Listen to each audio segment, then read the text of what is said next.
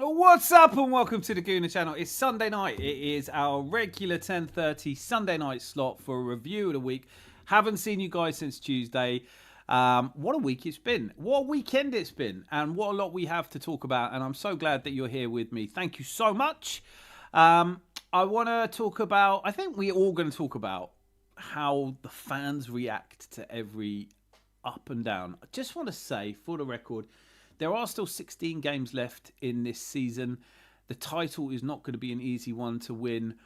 But how do we all feel about it this evening after the result that Aston Villa were able to deliver in losing 1-0 at home to Everton? Right now, if Arsenal had done that, it would be meltdowns, a go-go. It would be emergency streams. It would be high stress, high pressure. But I almost saw that when we drew with Nottingham Forest. So effectively, what we're going to talk about is, because I haven't seen you since Tuesday, and I've missed you, and I hope you've missed me too. But the Adams Arms is open tonight to discuss the weekend's results, as well as the Carabao Cup, and whether we're on track to make the final. Is that enough? Would that be enough for you if we won the first bit of silverware, but didn't? I mean, look, we're going to talk about all of that. Give me a moment to settle in with a musical interlude. Perhaps it's time, about a minute you've got. If you need to go off and make yourself a cup of tea or coffee, I shall spend some of the next minute opening that and getting myself ready to embark on another night of fantastic bonhomie, conversation, repartee, banter, all aboard the banter bus. One clash, one fall, time will explode. You could feel red blood run cold across the postcode. Got me down bad and the fear get viral. Fans screaming, season done like a survival spiral. But breathe, my brother, fear don't leave. North London Warriors built from a stronger creed. Arteta armor defense like granite. We don't melt, this ain't that planet. No panic in the streets of North London. Even when that moment make red blood run cold, we stand strong. Fear fades quick when the baseline rolls. Cannon on the chest, never lose control.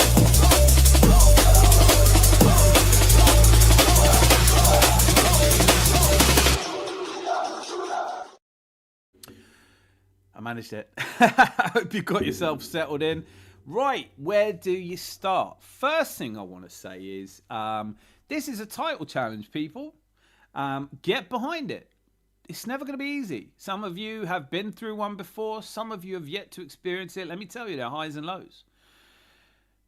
Before we get to the Carabao Cup, because I thought that was a really good game. But before we get to that, I do just want to say Saturday lunchtime kickoff.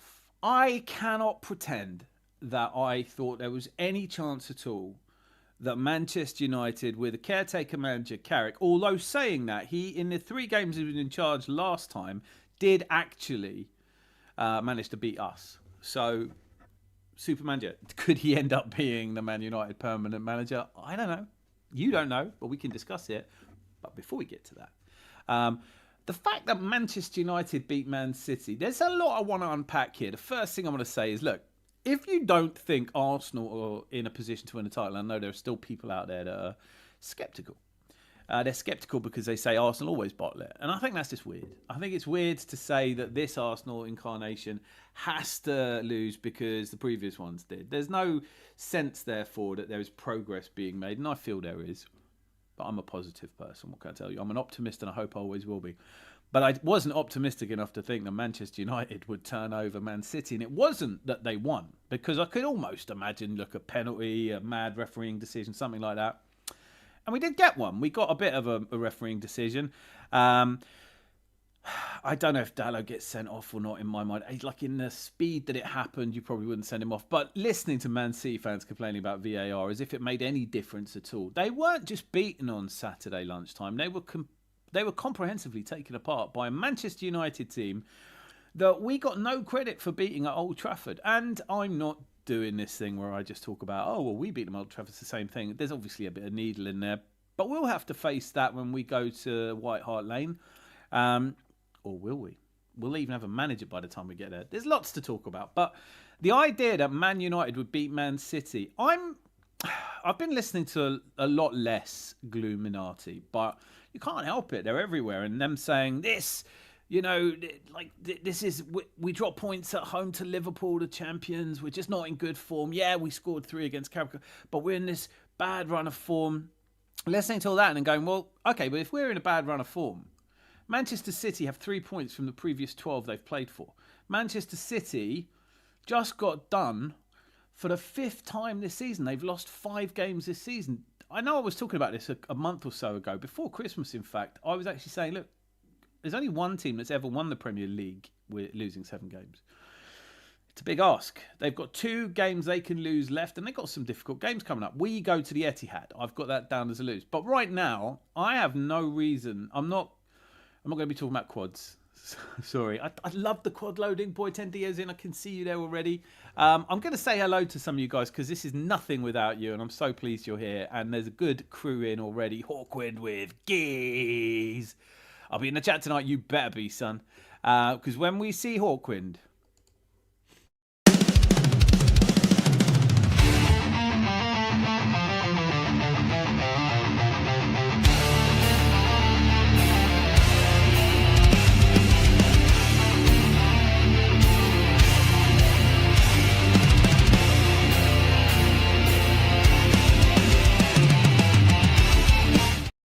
I haven't done a theme tune for anyone in a while. We've got to do one. I know that Clement's middle finger wanted one, but he hasn't been around for a bit. Hope he turns up tonight. Brilliant to see you, Hawk, and I'm really glad that you're in the chat tonight. Miss Melina, I know times can be tough, but we're all with you here, and I'm delighted you're here. So thanks for being here. Enjoyed your stream the other night, or was it yesterday? I'm totally losing track. I've had a lovely weekend. I hope you have as well. And look at this, Malia's here, Queen of Tea. So much more than that, though. And now this one is going to get me. Somebody correct me. I know a few of you have tried, but is it Majin? Majin P? Fantastic to see you, mate. Malt Licky, Texas. Hi, all. Boy Tendio. Do you know what? Like, you're becoming a poster boy for the optimist. You're becoming the kind of, oh, no, we drew a game. It is so nice to have you here because I think you talk so much sense. And Colles, gentleman's preference. Hello, you beautiful gooners. Utu to be. And Jose's here, one of the best regulars. If it wasn't for Jose, there would be fewer people here. So I'm massively grateful to you and always delighted to see you, Jose. Rosie! Know what's coming. The dress code tonight is stressed accountant, Dan. Great. Well, I don't know about stressed.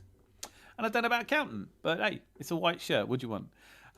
We had guests. Hope everyone's well. So do I. Hope you're well.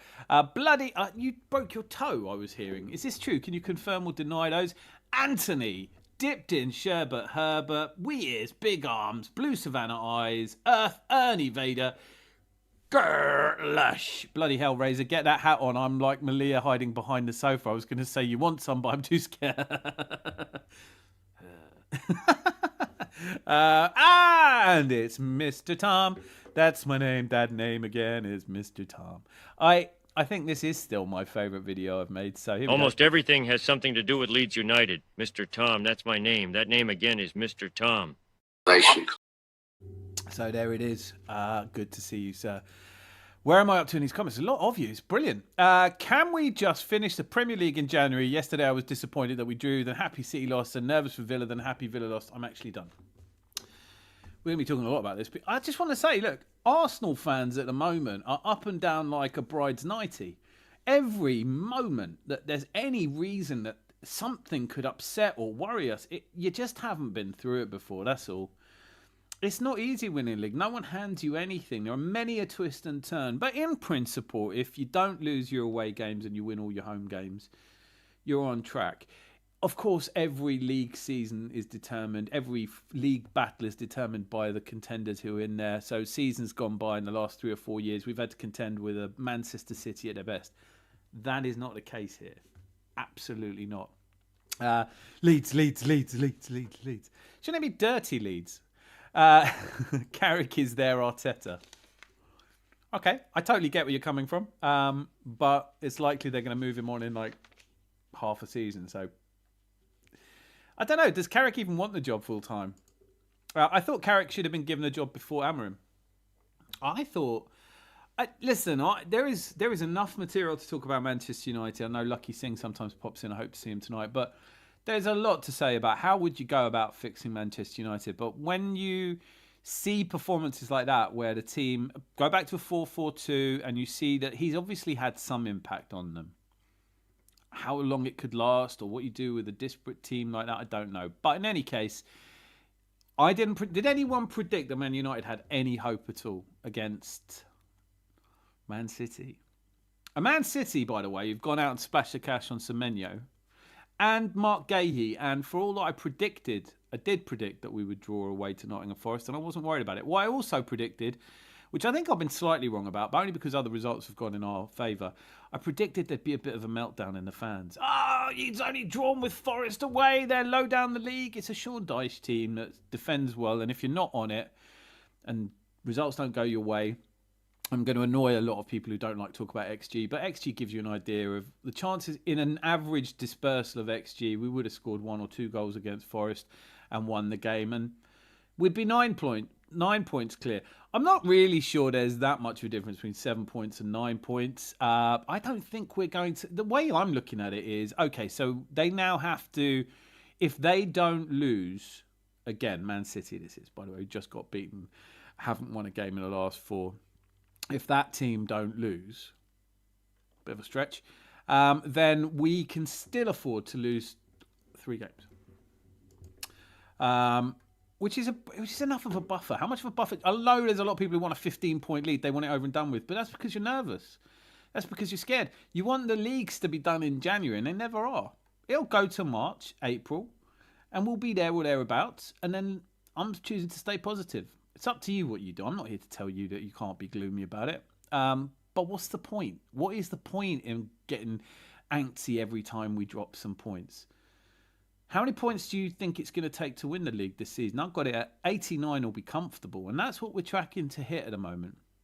You can talk all you want about a dip in our form. But Aston Villa today at home to Everton. Another result I did not see coming. And perhaps we could all enjoy Unai Emery's post-match interview because it reminded me of just how he may not communicate in English as well as many of us would like him to, but his interview tonight communicated so much. He's pissed off. I can't blame him. He knows they're not contenders. He's just said as much. So we've got a lot of people saying hello to each other, which is confusing to me. Because I'm not reading all this out, but it is brilliant. I can't watch Gluminati right now. What's the point of them? I don't know. I want to say a massive, massive shout out to Catch Up, who I absolutely love. They did. Catch went in on. They had their channel taken down, which is mad. I've not seen that happen before. Got it back within 24 hours, but they're suspicious that somebody has tried to take them down. So he went in on a particular YouTuber that I'm not very fond of, and that was a great stream. This is a great one. Boy, Tendia straight in. If our form is so poor, what is happening with City? I don't think there's a better question going to get asked tonight. Like, if I have to keep listening to Arsenal YouTubers saying champions don't drop points away to Nottingham Forest, yeah, they do. Yeah, they do. And if they don't, then surely it's also true that champions don't get beaten at Old Trafford and champions don't lose at home to Everton. So if we're not champions, Man City aren't champions, and Aston Villa aren't champions. Could this be the year that Brentford finally do? You know, silliness. The reality is we're 7 points clear with 22 games played. And I know there are people out there who just don't have the bottle for a title race. Courage is required. And they just want us to be outside. They want it all over and done with because they can't bear it anymore. I'm not one of those people. I don't mind this going to the final 3 or 4 games as long as we win it. And I'm sure we're going to win it. I'm this close to booking an Airbnb for the parade so that we can all get together and have a party. Is Villa the bogeyman now? No, well, I thought they were. But let's be clear, they've also lost 5 games and their goal difference is +8. It's not quite enough. It's not convincing. It doesn't look like title form. And they have some really tricky fixtures coming up, man. So no, I'm writing them out. I don't mind. I'm sticking my neck on the line saying we're winning the title and I don't really give a shit who comes second. But maybe let's say it could be Villa. It could be City. It could be Liverpool. But they drew at home to Burnley. So who's doing really well? What I think is a lot of the Gluminati focus on anything they can do to make us seem like we're not title contenders without looking around and going, well, if we're not, who do you think is? I think this City side could get a draw at Nottingham, at Forest. Hi, Mr. Tom. I'm jumping on the quad bus. Boy 10 Dio's got... Why not? Why not? Isn't it more fun anyway? Isn't it more fun? Are Liverpool about to make an epic comeback? I hear that Arnie Slot is being considered for a change. Xabi Alonso being free, he's got to be in there as potential takeover. What about? I haven't even started on West Ham going to 3 Point Lane or whatever it's called these days and collecting a last gasp winner. Wonderful, wonderful. Come on, you Irons. I caught the commentators talking about the quad. It's like, you will always get credit for me for being the first person I saw that said quad loading. And I'm making it a t-shirt if you don't. So get on with it. More wins than anyone else. More goals than anyone else except City. Lost fewer than anyone else. I'm correcting as I go here. We're doing okay. Don't panic. Don't panic in the streets of North London. That's how I feel. The quad is loading. Hashtag quad is loading. Love it. I love the energy. I love everything about that. That short phrase perfectly encapsulates how we should all be feeling at the moment. Hope you're doing well, bro. Glad to have found your streams lately. I'm so glad you're here. I love it when we get new people come in and they become part of it. It's a community. The whole idea of it is around the theme of we will judge your opinions, not your character. I'm launching this week is the launch of Hear Me Out, a segment through the week where I encourage people to come with their opinions that they know are niche, and we will discuss them. And I'm not saying you won't get teased about it, but in a friendly sort of pub style format where people go, you're mad, that opinion is mad, but we still like you, I'll still buy you a drink.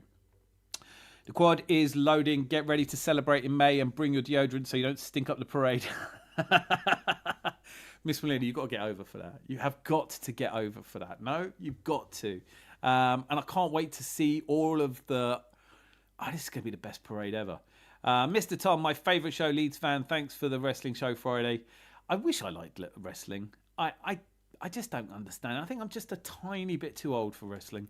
I don't mean taking part, obviously. I've never been any chance of me doing that. But I just don't get it. I'm not going to do the whole thing where I go, I'm not going to do it.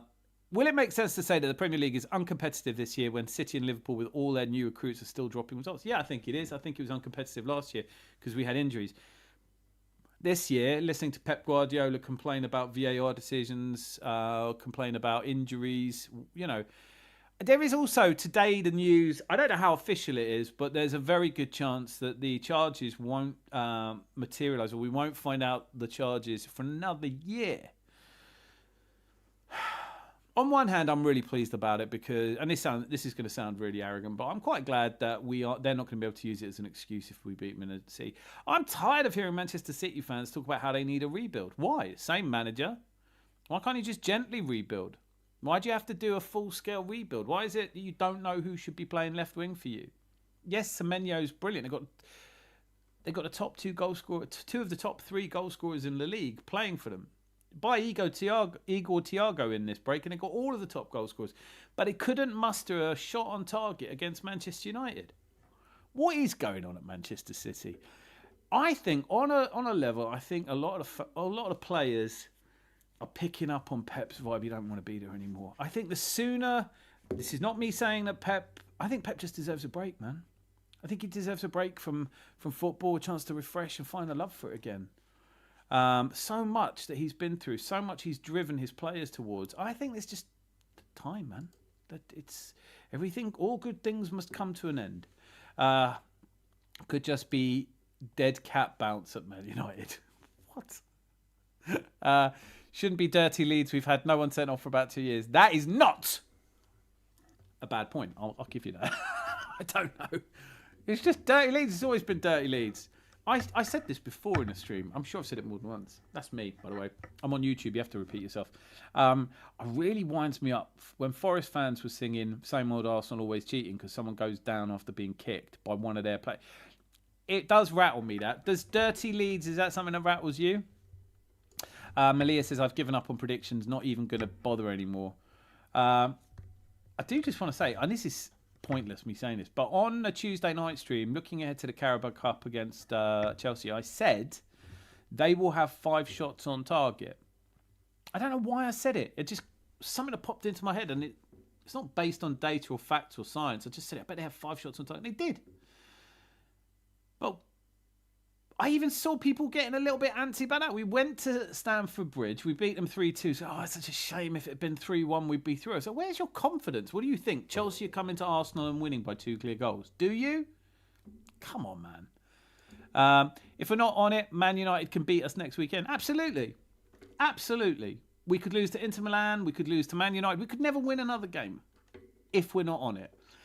I don't know. There are no predictions. My prediction for the Man United game has been for some time, given how well we have done over the last 5 years against Manchester United, we've taken 2.6 points per game. So I'm calling that a win. I'm calling Leeds away a win and Sunderland at home a win. I'm also saying that I think we'll beat Brentford away. I don't know. Things can change. But I don't think we need to win all those games if Manchester City aren't going to start picking up points. You have to wonder why Man City aren't being called bottlers more. I hate the term, and I won't call them bottlers because of how much they've achieved and how great they are. But it's not all over the media like it would be if we'd drawn 3 in a row and lost away to Tottenham. Yeah, Tom, but needs a we recall dirty about 50 years ago, so you're stuck with it. Yeah, you wrote that quickly, didn't you? God, Jesus, help me out. Help a brother out, man. You're stuck with it. You're always going to be dirty, Leeds, aren't you? I don't even know. Oh, it is because you were dirty. Take all of your leagues and your trophies and put them in the bin. We'll be doing other impressions, hopefully better. I think United's football has to present a certain way to the fans that lived through the Ferguson era. They'll never be comfortable watching 3-5 at the back, and it will transmute to the players. I do feel as though the Amorim idea of, look, I know what I'm doing. This is my formation. I'm oversimplifying it. I'm sure it wasn't as simple as this, but coming into a team and going, I want to play this way, and this is the only way I want to play. I think all of the great managers have some flexibility. Look how many times that Pep Guardiola has changed his system.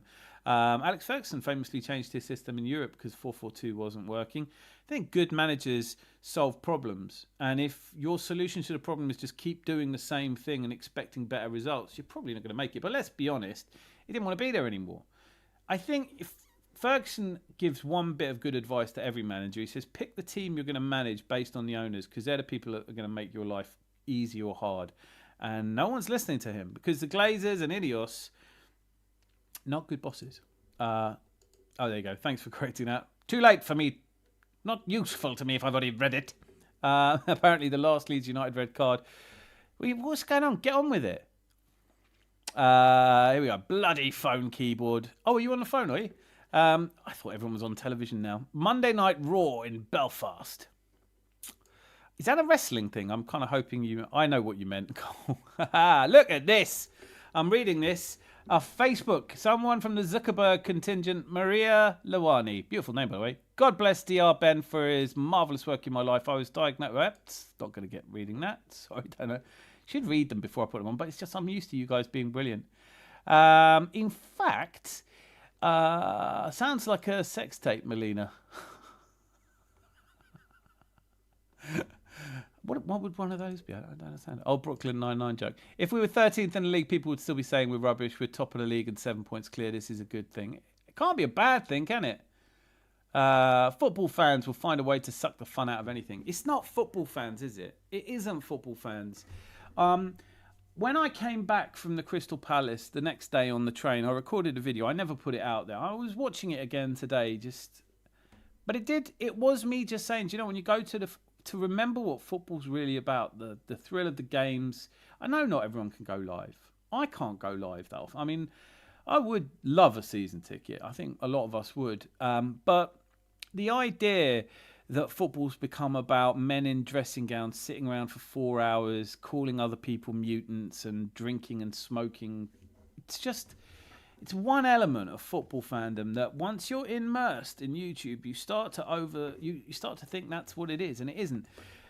Anthony dipped in Sherbet Herbert with panic, panic, fucking panic. I'm not gonna do it. Majid.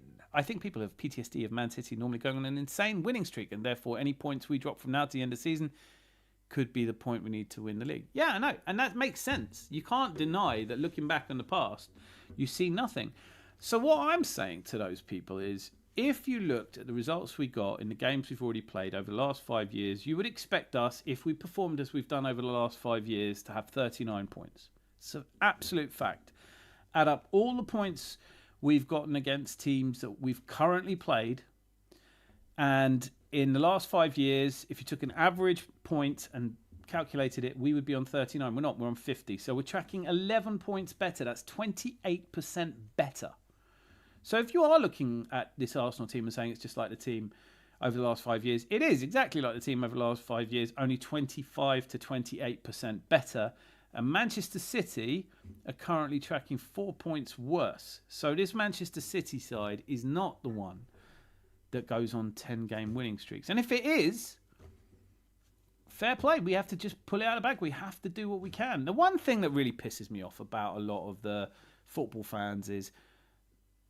Actually, let me start off, because this occurred to me yesterday morning, and I just want to hear from you. What would you personally do? What would you give up, or what would you do to get... Sorry about that. What would you give up? What would you do to secure Arsenal's first Premier League in 22 years? What are you prepared to do for Arsenal? Because what I see is a lot of people going, don't they want it enough? Well, you can want something a great deal and still understand that there are some very highly paid people desperate to stop you every game you play. And it's not easy. And yes, we were disappointing against Nottingham Forest, but we weren't disappointing like Manchester City were, or Aston Villa were, or dare I say it, Liverpool were, and God help us, definitely not Tottenham. I don't think the reason for the Gluminati is dropping points. The problem is the lethargy and lack of swagger which we can approach games comes across as lack of fight. It's true, though. That is true. It is true.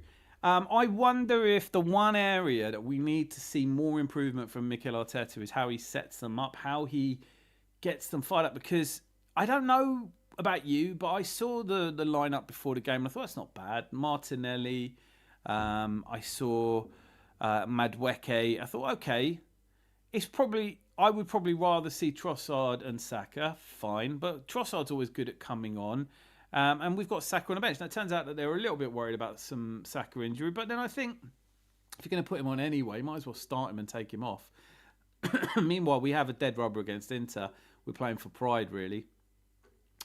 Is Xabi a shoe-in to step in at Liverpool in June? It's a great question. Let me know what you think. Dead cat bounces when a stack is falling. It does a little uptick before going down again. Ah, okay, brilliant. Learned something new, which I expect to do here in this crowd of very literate, very intelligent people. I just don't see it, man. I think, look, the thing you got to explain to me as well is, does Mark Gahey, if he'd been signed in time to play for Man City against Man United, does he make that difference? Because I did think their back line is. I just don't think Pep Guardiola. Woo! Let's have a wee intermission while I take a wee sip. I don't think Pep Guardiola knows his best team. Oh, good, that's good. This week's unofficial, unsponsor, Star Praman tonight. My last night of drinking and feasting before I go on a long health kick. It's going to be boring. Stay with me, though. They think Chelsea are just going to win somehow at the Emirates. I must be an idiot or something. I can't even fathom it. I don't know where the logic comes from. You know, going, oh, we've only got a 1-goal lead against Chelsea. I'd have taken a 1-0 deficit into that game and expected to beat Chelsea. Huh? Although saying that, Chelsea are bang on form at the moment, aren't they? Chelsea are flying right now with that win against Brentford. And what are we already starting to make of the new manager, Rossegna, who I'm not going to remember, am I? Dirty Leeds doesn't rattle me per se. It's more that I wish we actually lived up to it more. That makes more sense. Where is Zanzi Zidane? I don't know. He's having a night off. I haven't heard from him. Social media warped a lot of people's perspective on football. Weird time to be alive. It is a weird time to be alive. I think the only thing you can start to do, and like Sam said, I really enjoyed Catch Up. Did a stream 3 days ago where he was talking about, how there's a little cabal of people that have jumped on the bandwagon, how they all just want to get likes and they're all doing it for views. And what I found really interesting is that so many of these people who don't like the rest of the fan base call us top gooners, mutants, because we believe that Mikel Arteta might win a league, or that this team is good enough to win a league. They call us mutants. And then the question is, are you going to be at the parade? Because that's who's going to be there. It's going to be all the people like us who were like, yay, we've done it. And aren't immediately then saying, now hang everyone. Oh, I'm sure Alonso will be pool manager next season. Ben's here. Benny, how you doing? Hola. Hola, ¿qué tal? Arteta needs to urgently get the best out of Gyökeres and Eze. I don't think he does urgently need to. I think they're just people in the squad that it would be nice if they were playing a little bit better. I don't mind. I do feel as though Gyökeres was far too deep in that game against Forest, and I don't know what's going on there. Do we want to talk about whether Saka and Gyökeres have actually fallen out? What about Declan Rice? I think as we get to this part of the season, there's desire, there's fight in this, and we're seeing a bit more niggle. We've seen a bit more dressing room niggle. It does feel like they're... I can't remember last time I saw something like Declan Rice telling AirPod Albert that he doesn't know what he's talking about in the tunnel. That was a weird one. I don't know why. I don't know what they were talking about, disagreeing about. Part of me, though, sees that is you can either look at it and say, well, tension in the camp, people not getting on with each other. I think there's been a lot of league title winning teams where people haven't got on. Dwight York and Andy Cole never spoke to each other. Teddy Sheringham and Dwight York, was it? I can't remember now. But there was a bunch of people that didn't get on at Man United, didn't hold them back. Obviously, as somebody who's followed Bayern Munich, I can tell you the dressing room there was like Leroy Sané got punched by Mane. Sadio Mane literally just clocked him one in the dressing room. I don't think you all need to get on. You just need to all be in the same team, and tensions will be high. Stress is going to be high. But through it, if we can navigate a few more games, Man City, I don't think they've got an awfully difficult run of games coming up, but they have got some tricky games coming up. Glasner will be the next to have his spirit broken by the politics of the Manchester United hierarchy. Do you think so? Do you think it's a job for Ollie Glasner? I'm starting to think he might be the next Spurs manager, which would be very disappointing for me because I really like Glasner. I like Thomas Frank though, but that train has derailed, hasn't it? Gahey got bullied by the Leeds attack. There's a lot of. You can't look at it any other way, can you? If they really wanted Semenyo so much, it could have bought him sooner. If they really wanted Mark Gahey so much, it could have bought him sooner. I got the Mark Gahey one wrong. I am surprised Gahey's chosen to go to City. They must have weighed him in. And can I just say, how are Man City doing this? If you're an Aston Villa fan, I think you'd be inclined to look at Manchester City and feel as though it's not fair. Like, they're spending money. You've got just as much money backing you at Newcastle or Villa, but you can't seem to spend the money because your commercials aren't as high, because you're not part of a group that has an airline that goes, we think advertising with you is worth a blank check. So it's not really... it is difficult, but at the same time, you are reminded that it doesn't really matter how much money you spend. Tottenham can spend $1 billion and just still be garbage. Manchester United have spent more than us and they're still garbage. Chelsea, look at them. We beat them 3-2, not because we've spent more money than them. How many teams, I think you mean, this season have scored more than 2 goals against us? Well, if Zanti was here, he'd have that because we've talked about it. Last time we conceded 3 was, I think, Southampton, but he'll tell you it was a different game. Okay. Thanks, Rosie. Hope you're well. Is this the first transfer window in ages where we're not crying out for signings or seeing the usual transfer window craze? Yep. Yeah, Jose, 100% it is. And I don't really think we're going to bring anyone in. I kind of started to believe Mark Gahey might come in summer because he probably would prefer to come to Arsenal. But I think if I'm I must be careful if I call people world class, it becomes an argument. I'm not trying to say that. An England international, going to the World Cup with your country, which is a dream, isn't it? Would you really be speculating that you would enjoy trying to fight Saliba or Gabriel, who love each other and have a great partnership? I don't know. I don't know if Mark Gahey... I love Mark Gahey as a player, and I think he seems like a great guy. The only people that can stop us, Arsenal, brackets, is ourselves. The league has no competition this year. It didn't last year either. This is what I'm saying. Like, people, Man City fans are jumping on this. Well, we're in a rebuild. But you were in a rebuild last season. Like, I mean, it's not like you're short of dough. Rebuild quicker. You buy anyone you want to. Short of a centre-back? Buy Mark Gahey. Want a left winger? Buy the informed left winger in the Premier League. Doesn't matter that you bought Omar Marmoush last year and he was supposed to be the shit. Cherky. When you think that Cherky said, I can't wait to kill Man United. Whoops. Oopsie daisy. Jose. Dum dum dum dum dum dum dum dum. That was reference to would Gahey have made a difference for Man City at Old Toilet? No, I got it. It made perfect sense. And I think Mark Gahey's great, but he's not able to leap tall buildings in a single bound. He's not fast and a speeding locomotive. He's just a man. Very good defender, but a man nonetheless. And then there's Anthony. And I thought I was catching up. Hey, look at this. Box fresh now. Rude 1-star. Hello, Dan. Good evening, chat. Did you see the Unai Emery post-match interview? God, salty. That's how I like my popcorn. People are just Gyok and Eze fans. They don't have all the attributes for the system presently. It's absolutely all right as well. I think the whole conversation about Arsenal has become whatever someone can find to be negative about. They go, right, so the reality is we're top of the league by 7 points with 22 games played, which is a decent lead, right? That Manchester City have already lost 5 games. We've only lost 2. We've only scored 5 goals fewer than them. And they are... No one ever... And they've got the best striker in the world. They've got Cherky. And they've got Reinders, who is a box-crashing goal scorer at his prime. They've got players... Foden. How many years did we have to put up with the conversation? Foden's as good as Bukayo Saka. He ain't.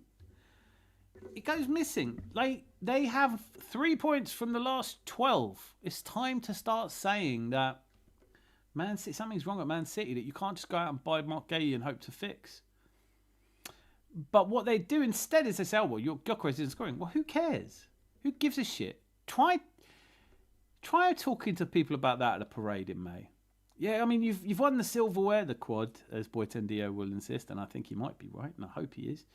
Actually, no, that's not true. Strictly speaking, I want to believe in a quad. I just think it's the Premier League would be fine. I'm not greedy. If we could throw in a League Cup as well so that we don't... I mean, I think we can beat Man City. I think we can beat Newcastle if they somehow turn it around. And I'm pretty sure we're getting past Chelsea. But people are just trying to find things to be disappointed about. Gyökeres hasn't been terrible. He just hasn't been good enough. He wasn't great on Saturday. I can't think of any of our players that really shone for me. And that said, how close we came. There was a fantastic save by Sells, especially because he was unsighted for part of it. It was a brilliant save. He doesn't say our XG implies that we should have scored at least one, and they didn't really trouble us, did they? I can't remember apart from David Raya flying out of the box and almost gifting them an opportunity. I don't remember them threatening us. Hear me out. It's early for it. Hear me out. I haven't even started it yet, but I love it. I love it, Cole. Drogba only scored 10 in his first season. Yeah. Who cares how many goals they score anyway? The whole point is it's a team game. You know? At Chelsea. Yeah. I'd better turn in for the evening. Have a good week. Great to see you here. Maybe we do an earlier show about movies soon because I know it's good to get sleep. But thank you for being here. They hugged it out after. Are we talking about Declan and AirPods Albert? Like, what? Who hugged it out? Was it Saka and Gyökeres? I think when you look at... I don't mind Victor Gyökeres throwing his hands up in despair that the ball didn't come to him. But it's not a good look. It doesn't help, you know? Like, I don't know. Maybe it's part of being a striker. I have no idea. The only thing that can stop us is our attacking line. I don't think so. Our attacking line is still outscoring the George Graham era attacking lines. I think you build from solid foundation. Look, we didn't score on Saturday, but we made chances. We had chances. We created chances. We didn't take them. When we were scoring goals, luckily, from free kicks and set pieces and corners and things like that, people said, it's not sustainable. Surely the same applies right now where we're creating chances, not scoring them. That's not sustainable. We will carry on as we are and win the league. There's going to be some tough results before then, though, by the way. Don't ever expect to be champions without a little bit of... I mean, not Man City. Well, we had Man City worried. We didn't ultimately cross the line, but they were rattled. Midnight UK, great to see you. Great to see you. I was actually shocked how good United was versus City. They smoked them, and we face United next week while City are at home to Wolves. Yeah. Imagine if City draw to Wolves. Imagine if we do beat Man United. Imagine if we don't. Imagine we lose, they win. We're still 4 points clear. Big up. Massive elevations. Very weird interview by Emery. I'll have some of what he's smoking. He's angry. Do you feel it? Good evening. The best interview I ever saw him give was when we beat them 4-2 at their place. Nemi Martinez went up for the corner. And he was like, I've never told a goalkeeper to go. I don't think he's done it since. I've never told a goalkeeper to go up for a corner. And you go, well, he's not listening to you then. Maybe he doesn't understand a word you're saying. Good evening. City were all over the shop at the back. They'll lose plenty more games. Donnarumma was superb. He was superb. He was superb. There was a point where you think no one's scoring against this guy. And then Mbuemo. Back early from the AFCON. Analysts are saying we'll win the league, but we'll be the worst champions in ages. No, I mean, what is that? What is that to me? I don't give a shit, to be honest with you. But I'm saying I think we'll get 89 points. I don't think that's bad champions at all. We probably won't concede more than 22 goals, and I think we'll finish on 89 points. I see 13 more wins in the next 22 games. In the next 16 games. Let's say it like that. Is a bit mad, isn't it? That Emery interview was bizarre. Didn't answer the questions. He just went silent. He's like, I don't want to hear you here. Answer questions. Just rambled about how they're not good enough for the top 5. I know. What phase are they in? Where's their standards? When are the fans going to complain about Eddie Howe as well? Can I just say? May I just be the first to say? I don't know why I've got it in for Eddie Howe. I haven't. On a personal level, I just find it weird that managers like Eddie Howe, everyone just sort of likes them, don't they? So they get away with, going away to Wolves and getting a draw. I don't know. ESPN analysts, I can't.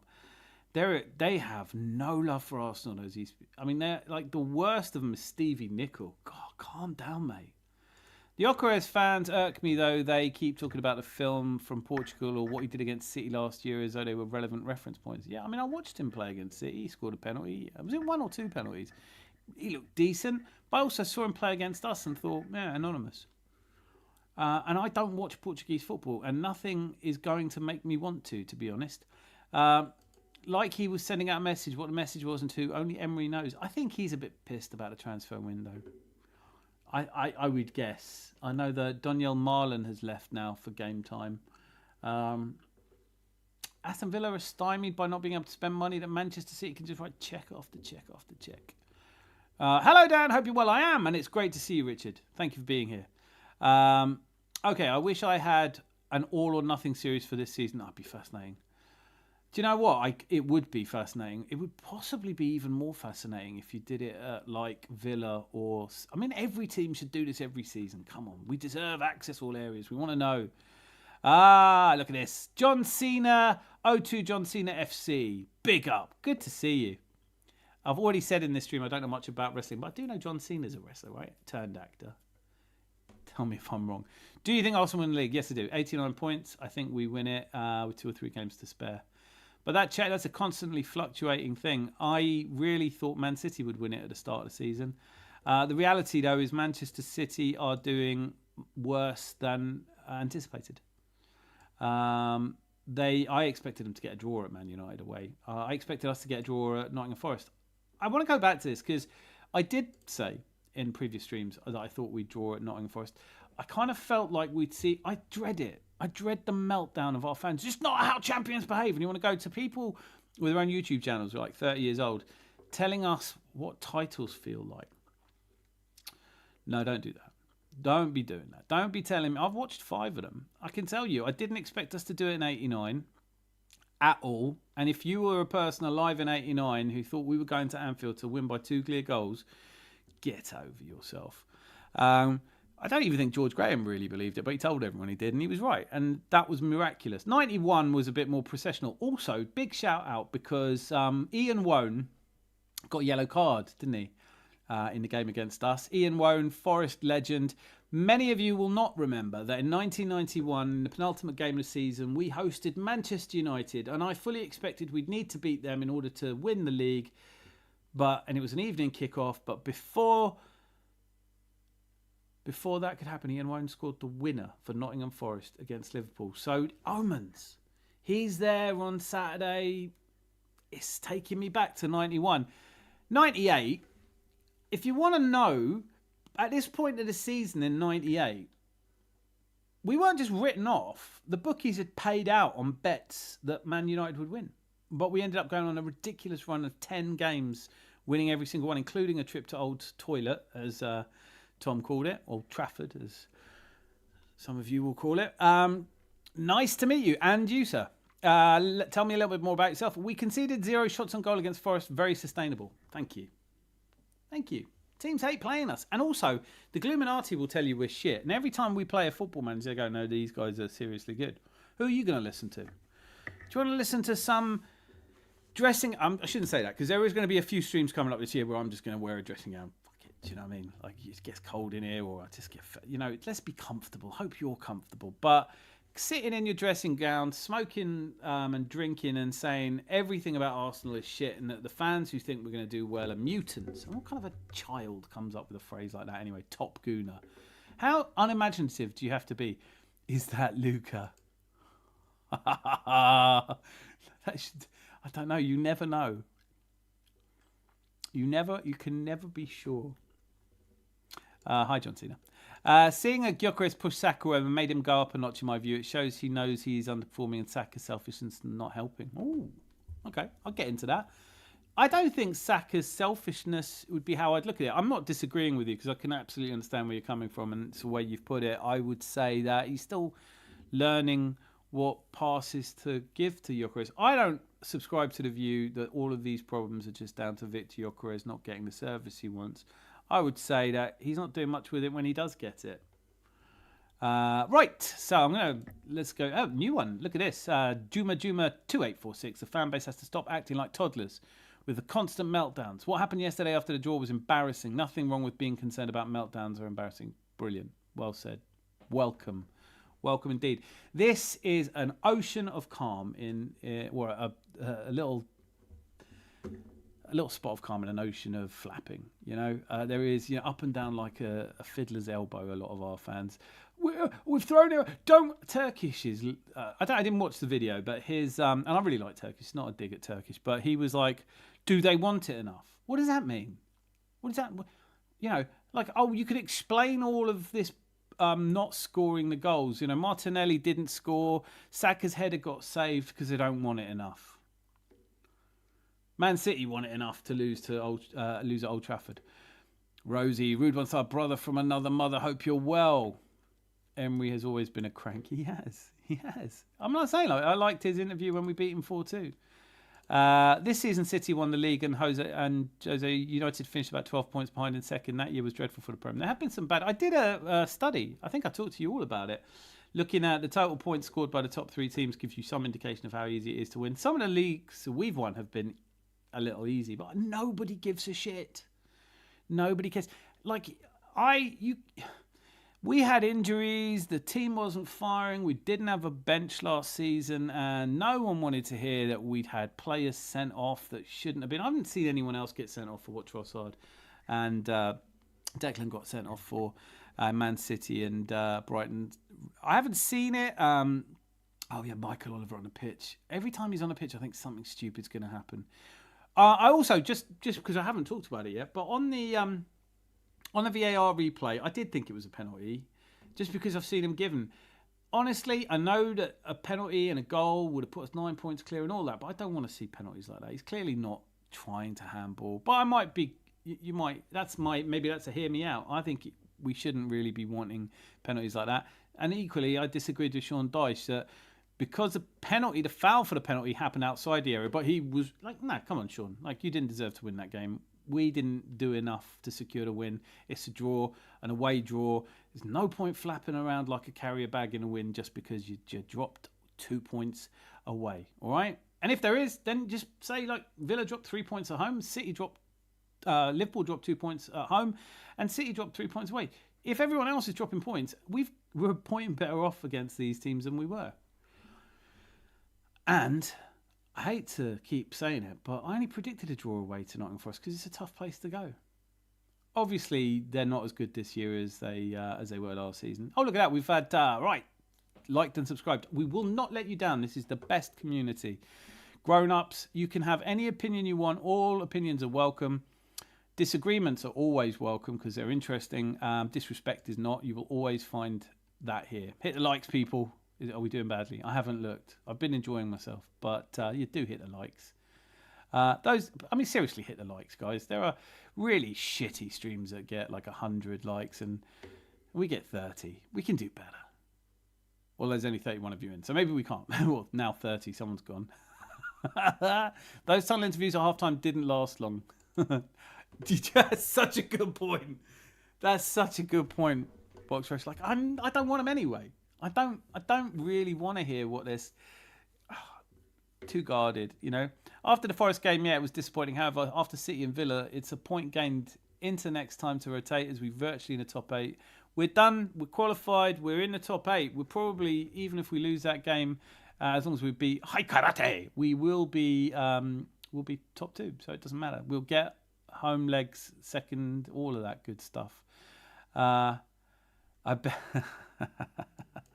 That's my favourite comment. Some comments are just brilliant and you can't really explain why, but yeah, I bet Ty from AFTV believed in 89.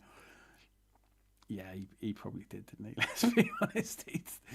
Did you see him when he got when Madueke touched his hand? Is it like touched the hem of his garment? Who would you start versus Inter on Tuesday? Yeah, I'd fully rotate. I think I would fully rotate. I don't know, but it's San Siro, such a big night. I bet a lot of the players want to play, and also there is maybe. Let's talk it through. What do you guys think? Do you think it's better to have minutes? I definitely drop Saka. I'm kind of at a point now where I don't think I would start Jesus or Gyökeres. Marino. 98 was we did have goal scorers. We had Nick Anelka, we had Dennis Bergkamp, we had Ian Wright. So there were guys in the goal scoring there. Mark Overmars weighed in with some important ones, but then there were players like Christopher Ray, Louis Bowen-Morte that no one really talks about anymore. They forget that it's a squad game. So if Gyökeres is this season's Christopher Ray, that'll do for me. I mean, all he's really got to do, put it this way, if you're thinking about Victor Gyökeres has scored a lot of goals, hasn't scored a lot of goals, what if he scores a winning goal, one winning goal in the next 5 games, gets us 3 points, keeps us 7 points clear?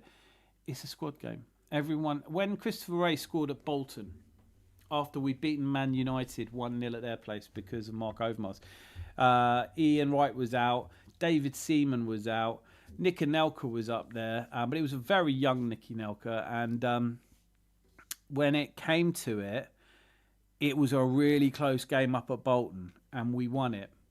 And that was part of the impetus that we needed to keep going forward. Look, this is it. Clock it. Brilliant to see clock in. I saw this. I love this. Away fans, man. Come up with chants. Yeah. We're on a bender. Thomas Franke is a silver member. That's just clever. You gotta love that. Good to see you, man. How you feeling? You're always upbeat. I love it. What game against Liverpool? We had to win by 2 clear goals. It was held on the 26th of May, 1989. Pushed back due to the Hillsborough disaster. Michael Thomas last minute winner. It wasn't just that it was a Friday. It was that it was the last game. All of the FA Cup, every other game had been played. It was just the last game, and you couldn't, literally, I mean, people, City fans tell you about Aguero. It wasn't the same. It's not the same. There were a couple of seasons where Man City, one was the season where they went 2-0 down to Villa on the last day of the season and Liverpool could have won it, but then they came back and won 3-2. That's exciting, but it's not quite as exciting as 89. Nothing, I don't think, for me will ever top 89. I kind of hope it doesn't this season. I don't want to go to the wire like that. Act like you've been here. I can't believe these Gluminatis were talking about standards, and now when the win is really on, they've all lost their bottle. They joined. Look, a lot of these guys are doing this because they want success on YouTube, right? It's not just me that thinks this, but I'll debate any prick amongst the Gluminati who wants to tell me, no, I'm doing this because somebody needs to keep the standards high. You don't keep. What difference does it make if one of these boring bastards comes on and says the same thing every day? If you've seen one Lee Gunner stream, you've seen all of them, right? I'm going to just say it as it is. Watching a drunk person tell you that they think that Danny Welbeck is a better forward than Mo Salah, it's like, oh, you've heard that. You either keep coming up with mad and wacky things to say, but the reality is, talking about standards is nonsense. It's not our standards that matter. What matters is the standards of the players. Do you think they're giving enough? Well, I don't know, but man, no one's doing better than them. You want to talk to me about how bad Arsenal are? Isn't it weird, therefore, that we're 7 points clear at the top of the table? Why are we catching shit? If it was 20 people you work with and you were currently performing, I'm just quickly doing the math, 20% better, nearly 20%, 18% better than everybody else, you don't want your boss coming back to you. Now, when you come home and say, we're supporters, man. We're the family. Public praise, private criticism. You're allowed to think Gyökeres is good or bad. You're allowed to have any opinion you want. But the idea that you're somehow helping Arsenal by calling people mutants and talking about how there's top gunners and bottom gunners and it's their problem because they're putting up with Mikel Arteta. Look, it's never binary. I'm not Arteta in, I'm not Arteta out. I just don't give a shit, right? If he doesn't win silverware and he gets sacked at the end of the season, I'll remember him as much as I remember Terry Neal and move on to the next one. The idea that you keep a team motivated to win big silverware by constantly slagging them off every single time they do anything you're not happy with. And I hear this all the time, like people, like I said, I really like Turkish. I think he talks a lot of sense. But he's a bit gloomy. Do we want it? I don't know. What would you do to... I mean, like, it's so easy to have high standards for other people, isn't it? It's all right. So you've got to go and win every single game. All right. Well, why doesn't anyone ever do that then? Why did Man City lose to Man United? Didn't they want it enough? Is it life just that simple? Midnight, I would jumble the team up, the top of the league in the Champions League and play a fully fit squad against Man United. Yeah, I definitely would that. I've been lied to. That was deep. Who's lied to you? He's a Gluminati. It's all about you. It's all about you. Michael Oliver, it's all about you. I'm glad you said that. You couldn't have timed that better. I think it is, isn't it? I don't know how to put this, but I'm kind of a big deal. Oops, caught me drinking. It does happen. I've given up the cigarettes again, though. Anthony, you're a legend. Absolutely. Aha, nice one, Nate. Bring the songs. I love it. I love it. I look forward to it. Where's Melina? She's there somewhere. She might be listening. She might have us in the background. Majin. No one's ever corrected me on the pronunciation of your name yet either. I hope I'm getting it right. I hate the idea I'm not. Do you think we should just fully rotate the team for the last two Champions League games, or should we stay strong and maintain 100% win record? Couldn't give a shit about the win record. It's just not in it for me. Never going to look back on the season and go, oh, we had a 100% win record. Unless we win the thing, I don't care how good we are in the... It's a cup. This bit is all a little bit kind of, oh, it's a league and we've got to be top. No, Liverpool were top last year. It matters who we get in the next rounds. I'll take it. We've got to beat some big teams. Do I think... On our day, I think we beat Real Madrid. They're in a little bit of a disaster at the moment. Barcelona are buoyant, but they're not unbeatable. Who do you fear? I think Inter are a strong team whenever we play them. But no, I would fully rotate. And I think I went to a game against Juventus where they'd already qualified back in the I can't even remember what year it was now, but it was such a disappointment. It was the Stadio dell'Alpi. We flew to Turin, spent the whole day in Turin, everyone going, hope you beat them, because nobody lives in Turin is really a Juve fan. They're all Torino fans. And on the night, the stadium was empty. Their fans didn't show up. Glory hunting, no shows. And we got beaten. And it's, I think they put out, I seem to remember Edgar Davids played, but I might have just made that up.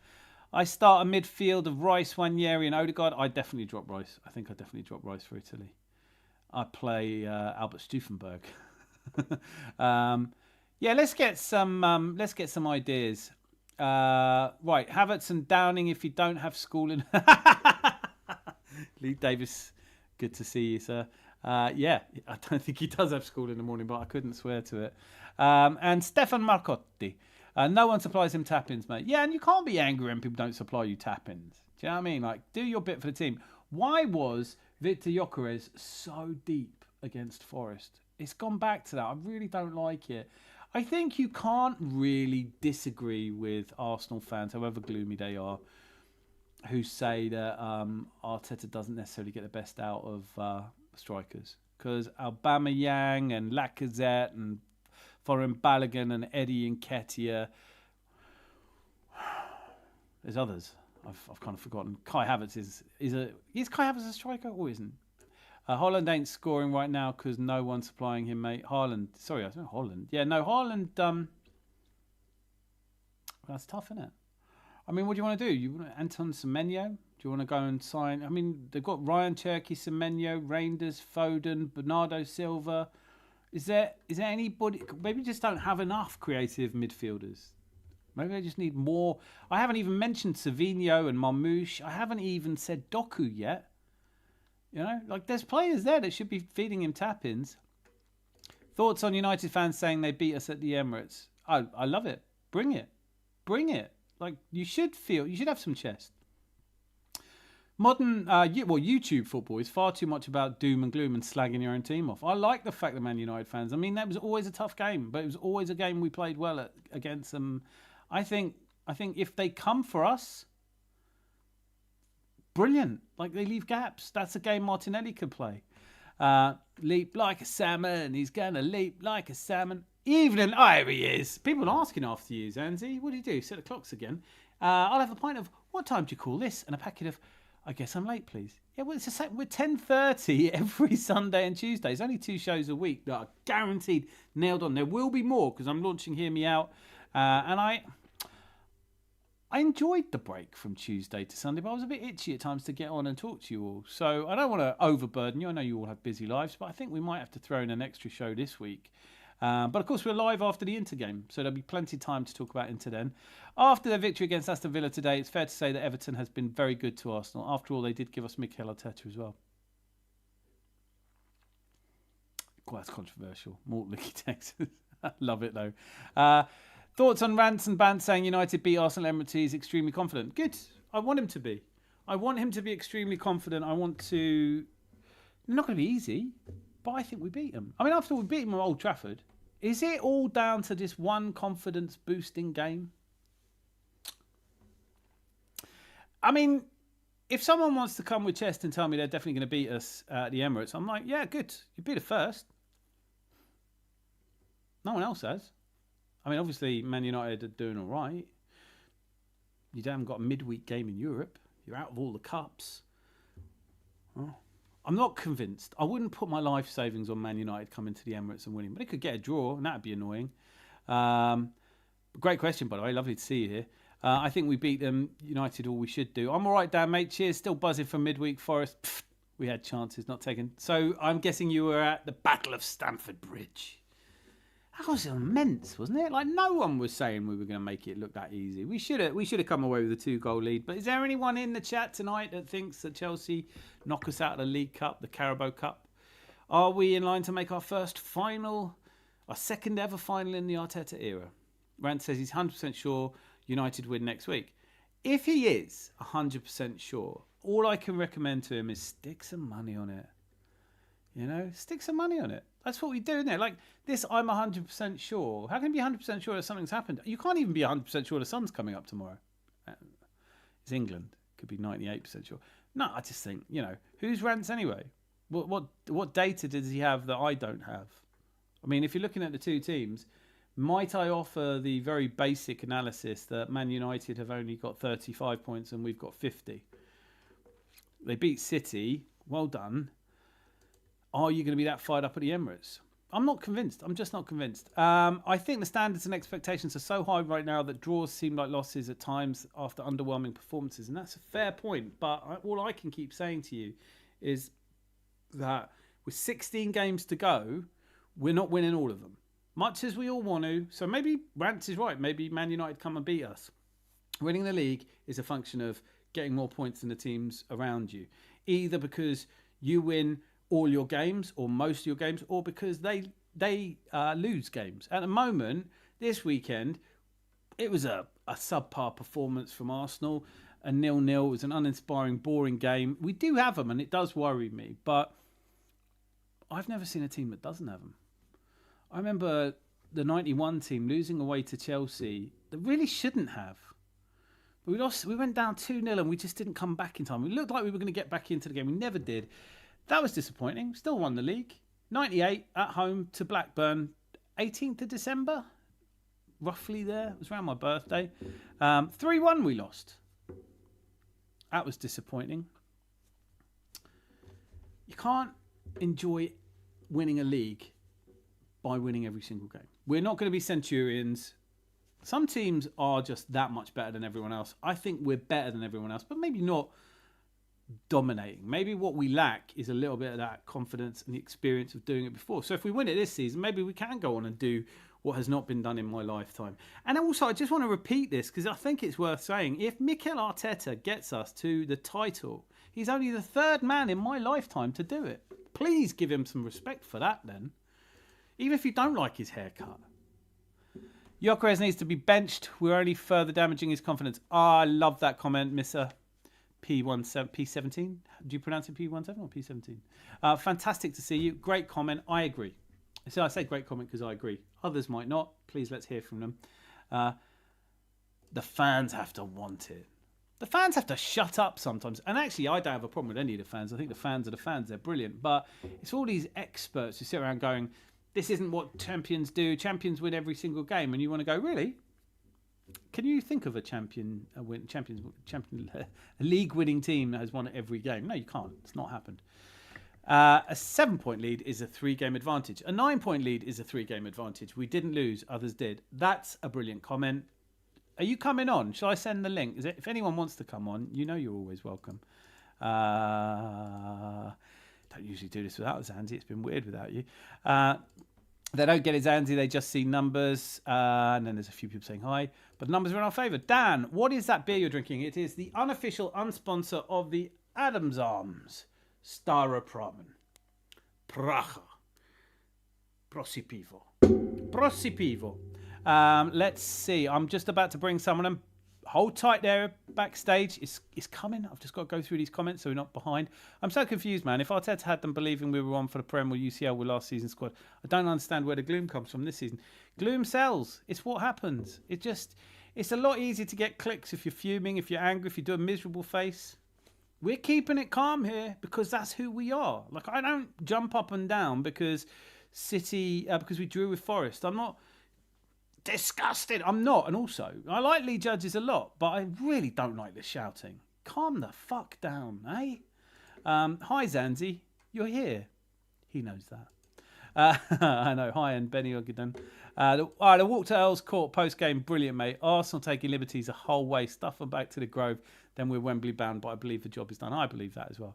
Save your seat. Richard says, you're right. The league, no team can win all games. Never happened, never will. Even in our invincible season, we had poor games. We drew 12, but we won 26. You know, if we win another 11 games, that's equal to the number of games they won. It's not necessarily... I think it's going to happen, by the way. Definitely start Havertz. I think the only thing is his match is... Well, against... I think that's a brilliant idea if you're saying about... I'm about to bring him on so we can ask him. Get your questions. Do you have any questions for Zanzi and Ben? Fine, thank you, Rosie. Blah, blah, blah. Here we go. I've woken up, thanks. Have you seen that video of Foden doing keepy uppies all the way to the training pitch? 114 touches, I think. Pretty cool. It's amazing. He's definitely a very talented person. Why isn't he supplying Erling Haaland with the tap-ins? Oh, you're here. It's been a minute, young lady. Life's been treating you well. There's some of this I don't need to read out. Arteta's system does not suit. You've written sweet, but I know what you mean. Does not suit and out and put out and out strikers. We are not direct. We rotate play constantly.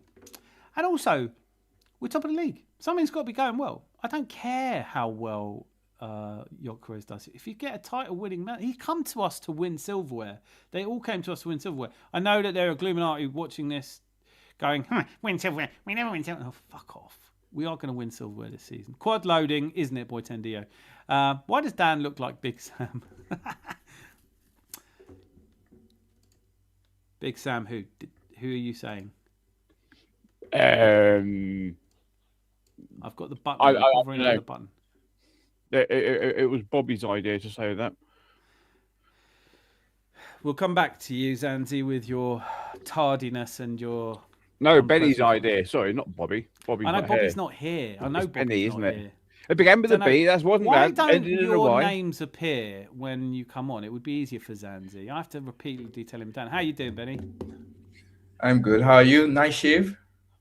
Oh, thank you. Yeah. It's been a while. Yeah, that's one. We had guests. Yeah. Okay? I cooked and shaved. I'll put it all out there. So, are we feeling up or down? Wait. I have to tell you something. Remember last show when I came on, I told you Man United would do something. I did say Ahmad and Mbeumo. I did remember saying Ahmad and Mbeumo were back, and then they would have the new manager bounce, and they did exactly that. So I'd have to go back and watch it. I deserve some credit for that show. Yeah, you can have credit. You can have credit. Do you know what the lottery numbers are? Because that's the most important thing. 1, 2, 3. 1, 2, 3. Yeah, do you know what's funny about it? If you do play the 6 numbers, 1, 2, 3, 4, 5, 6, you have the same probability of winning, but there is so many people who play that every week that you would share your prize with 50,000 people. It would be like £4. Why does Dan look like Big Sam? I'm going to put you in timeout if you do that again. You know, it's all right for you with no camera, isn't it? I'm sure you're beautiful. How are you, Nate? What have you been up to? There's questions going on here. Charles is here. Great to see you, mate. Tell me, are we wobbling or are we stable? I think all of December and January, all teams are wobbling. So with fairs, you can't, like, if you're an Arsenal fan, you can't point out that there's a lot of football been played over Christmas. Teams are starting to slow down a little bit. We could do with a winter break like they have in Germany. We could do with fewer teams in the Premier League like they do in Germany. We could do lots of these. Yeah, so here's the thing. I think if you look at of the last 10 games, we've only drawn 2. That feels pretty stable. I don't know. I mean, that feels pretty stable to me. We're in a, what more can we do as a team? If I was the manager of this team, I'd be like, what do they literally want from me? I'm seeing loads of comments today like, we could have had this League One in January. No, you can't. Even if you're 9 points clear, that tomorrow morning the Illuminati will be out going, well, we've thrown away an 8-point lead before. Yeah. That's not how the league works. The league is really, really tough. It's a really, I think it's even tougher. This is probably the toughest season I've seen, the way teams are camped out. There's so much money. There's so much money in the league now. Even the Wolves, the relegate teams that are on for relegation. Look at what Wolves did today. They rocked up. Newcastle rocked up at their gaff and they drew. Yeah. There's no remember the days when we had Derby and Sheffield United when we were piping them. It's tough because the numbers don't really bear out that view, but there is a stretching of there isn't one really easy win at the moment. Wolves, exactly. You would think it would be that, but no. The numbers are they're terrible. They got a draw against Tottenham. They've got a draw. I was surprised. I mean, I want to talk about at some point in the future, probably not now. Why does Eddie Howe get so much credit? This is technically Newcastle, if they wanted to spend the money that they have behind them, would be the richest football club in the world. The Saudi Investment Fund has enough money to buy the Premier League 12 times over. Literally, I'm not making it up. That's numbers, you can check it. If they wanted to, they could buy the Premier League, every team and every player in it, at least 5 or 6 times over. Eddie Howe is a weird manager. He's a really weird manager. he has he gets a few losses and then he's under pressure and then he gets a few wins and then he just magically balloons himself to fourth position. Like he's Is a it really is it weird. going to last for him though? Because I think Newcastle fans are just behind him. They're grateful that he's delivered the first trophy in that long. I get it, but gratitude amongst football fans, I wouldn't rely on it. Zanzi, how are you feeling? What are your thoughts? Jump in. Thoughts. Well, we this is what you said. No, it's not what you said. It's what thing you said about are we wobbling? Well, in December we were 2 points ahead and we were wobbling. We're further ahead now, and maybe we're not wobbling as much as everyone else is. Yeah, it doesn't matter if we wobble all over the place if they fall over. Like if Yeah. Man City have got 3 points from the last 4 games, why are we talking about whether we're wobbling? They're not just what. When I saw typical City call us bottlers for the draw home to Liverpool, which was a shit game, and then since then they've now gone on and lost away to Man United. I don't want to hear the term bottler from anyone. I don't like the term. Doesn't mean what you think it does. But no, where is this? I said stressed accountant. Nice. You guys it's a friendly vibe here on YouTube, isn't it? I was a lot, like, to be fair, I don't know if we're going to talk about the game yesterday. It was a very frustrating watch. I didn't go out afterwards. I was supposed to go out to like a club thing. I was like, okay, no, I'm too emotional. But then I stayed off social media. I think I went on somebody's channel and then there was like a fan from a rival team telling us that Arteta wasn't any good. And then these Arsenal Again. fans are playing with him. And I was like, what is this? Like, It's a weird way to support a football team. isn't it? Exactly. Like, if you It's want a to go and strange- support someone else, go. We don't need you here. Like, This is why I introduced the question. I don't know if you heard it earlier. I woke up and I was like, I woke up and I thought, it's so tiring hearing all these people talk about other people's standards. They don't want it enough. I said, what have you done for Arsenal? What would you do to have Arsenal win the league? Would you give up your life savings? Would you, what would you do? And then you realise none of these people have done anything with their lives or anywhere. And they just are frustrated when people don't deliver what they want them to deliver. And there's no rationality. All I give a shit about is whether we win the Premier League this season. That's it. I don't care if we do it with the fewest points ever achieved. I don't care if we lose 8 games and do it. I don't care if we get lucky. I don't care about any of that. But what I'm seeing is everybody saying we definitely won't because we haven't before. And you think, well, that's a weird way to live your life, isn't it? Right, so... Okay, can I ask a quick question, Dan? Yeah. Have we If it's anything to broached do on with the... me looking like an accountant or Big Sam, you can definitely not. No, it's have we spoken about the fact that Nottingham Forest during the match decided to play rugby on their penalty box or not? What are you talking about? The handball? Yeah. Listen, I'm going to keep the same energy for that. Look, I would hate it if that was given against us. So I'm glad To be it's fair, not given. it was handball though. Yeah. The way he moves his hands toward the ball, Yeah, it was but like, it touches his shoulder first.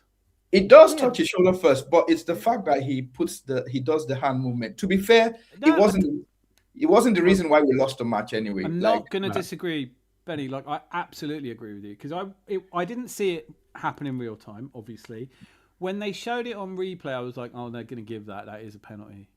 And I didn't feel good about it. Obviously, at that point, I thought we could still win this without a penalty. I don't want penalties that I wouldn't want us to be given against us. That's how I feel. It happens because in the application of the rules it's not the same every time. But I didn't want to see that penalty given, and it wasn't. But I can't say I don't think it's a penalty because I've seen them given. So if it either is or isn't in slow motion, I was surprised they didn't send him to look at it. Yeah, and if somebody made a point, if Saliba is doing that in the chat, in our box, they're probably giving it to Nottingham Forest. Michael anyway. Oliver on the pitch, I was Yeah. like, hold this, anything can happen. Anything could happen, It's great at the moment, though, to hear Man City fans complaining about VAR and expecting us all to go, oh, yes, you've been harshly treated for the first time in 5 years. Do you know what I mean? Absolutely. When Doku was trying to put his studs through players. What was it? McAllister, wasn't it? When he put McAllister, yeah. Yeah, he put his studs through McAllister. It was like, yeah, but that happens. That's football. It's okay. Now, every tiny thing that happens, they want to call for it. They know they're fucked. Chance... Zanzi? Benny. Yeah, what... Thank you. What do you think about... Like, I've heard a lot of people, like, this is obviously hindsight is our best friend, but, like, I've heard a lot of people say this the starting lineup was put out by Arteta wasn't great, that he should have started with Saka or I don't know, that starting lineup was a bit I heard Charles Watt say it was a bit unbalanced. I also heard from Harry Simio saying it was also not as good. What do you think? Because I disagree slightly, but I'm wondering what you guys think. I think away to Forest, I think we knew that they would come at us to a point. And with the speed, with Martinelli and especially Madueke, I thought it was quite a good lineup. It should have been a fast lineup to break them down, but it just didn't seem to work out that way.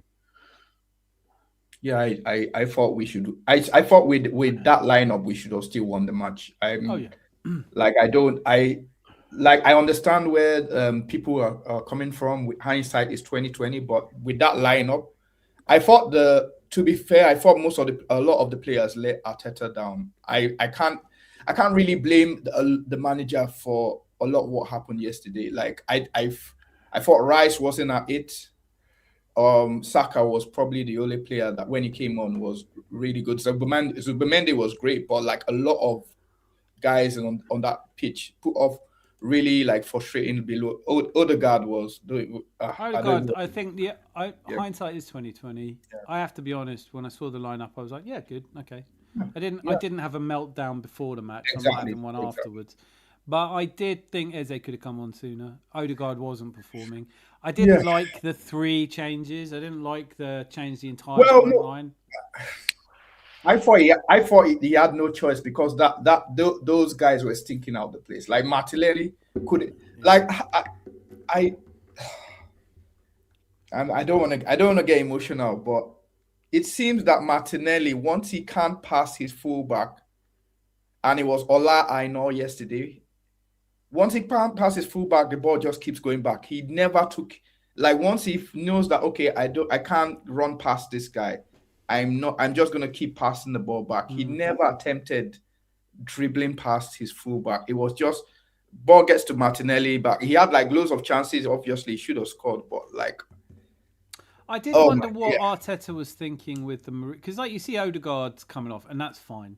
Odegaard wasn't playing, and that's the 3rd game in a row he's kind of fallen off a little bit. Big squads rotation, that's good. To use it though. So I thought Odegaard coming off, naturally I was expecting Eze, and then that didn't happen. So he brought on Marino. I thought Marino played all right. I didn't think there was anything wrong with Marino, and I thought Bukayo Saka played all right. Yeah. But Eze got 11 minutes to show what he's capable of, and that's not enough time. And Gabby Jesus coming on for Victor Gyökeres. I think Gyökeres actually, I couldn't split those two. They were as bad as each other. Jesus had a stinker. Jesus had, and I'm just praying that Harvard get back because Jesus. There we are, Benny. That's where we are, isn't it? We're now praying that a guy who wasn't quite. I just want us to get over the line, and we can talk about strikers next season, because I think there is a conversation to be had about systems or strikers. I really like this comment from Box Fresh. That chance for Gyökeres when Murillo slipped up, shambles was. You got to do better there. You know, he doesn't have the pace to get away from Premier League defenders, but I'm not saying he won't ever. He's only, as a sprinter, he hasn't reached his best age yet. Yeah. You know, you could still be 32 and find that power, and if that's all it takes.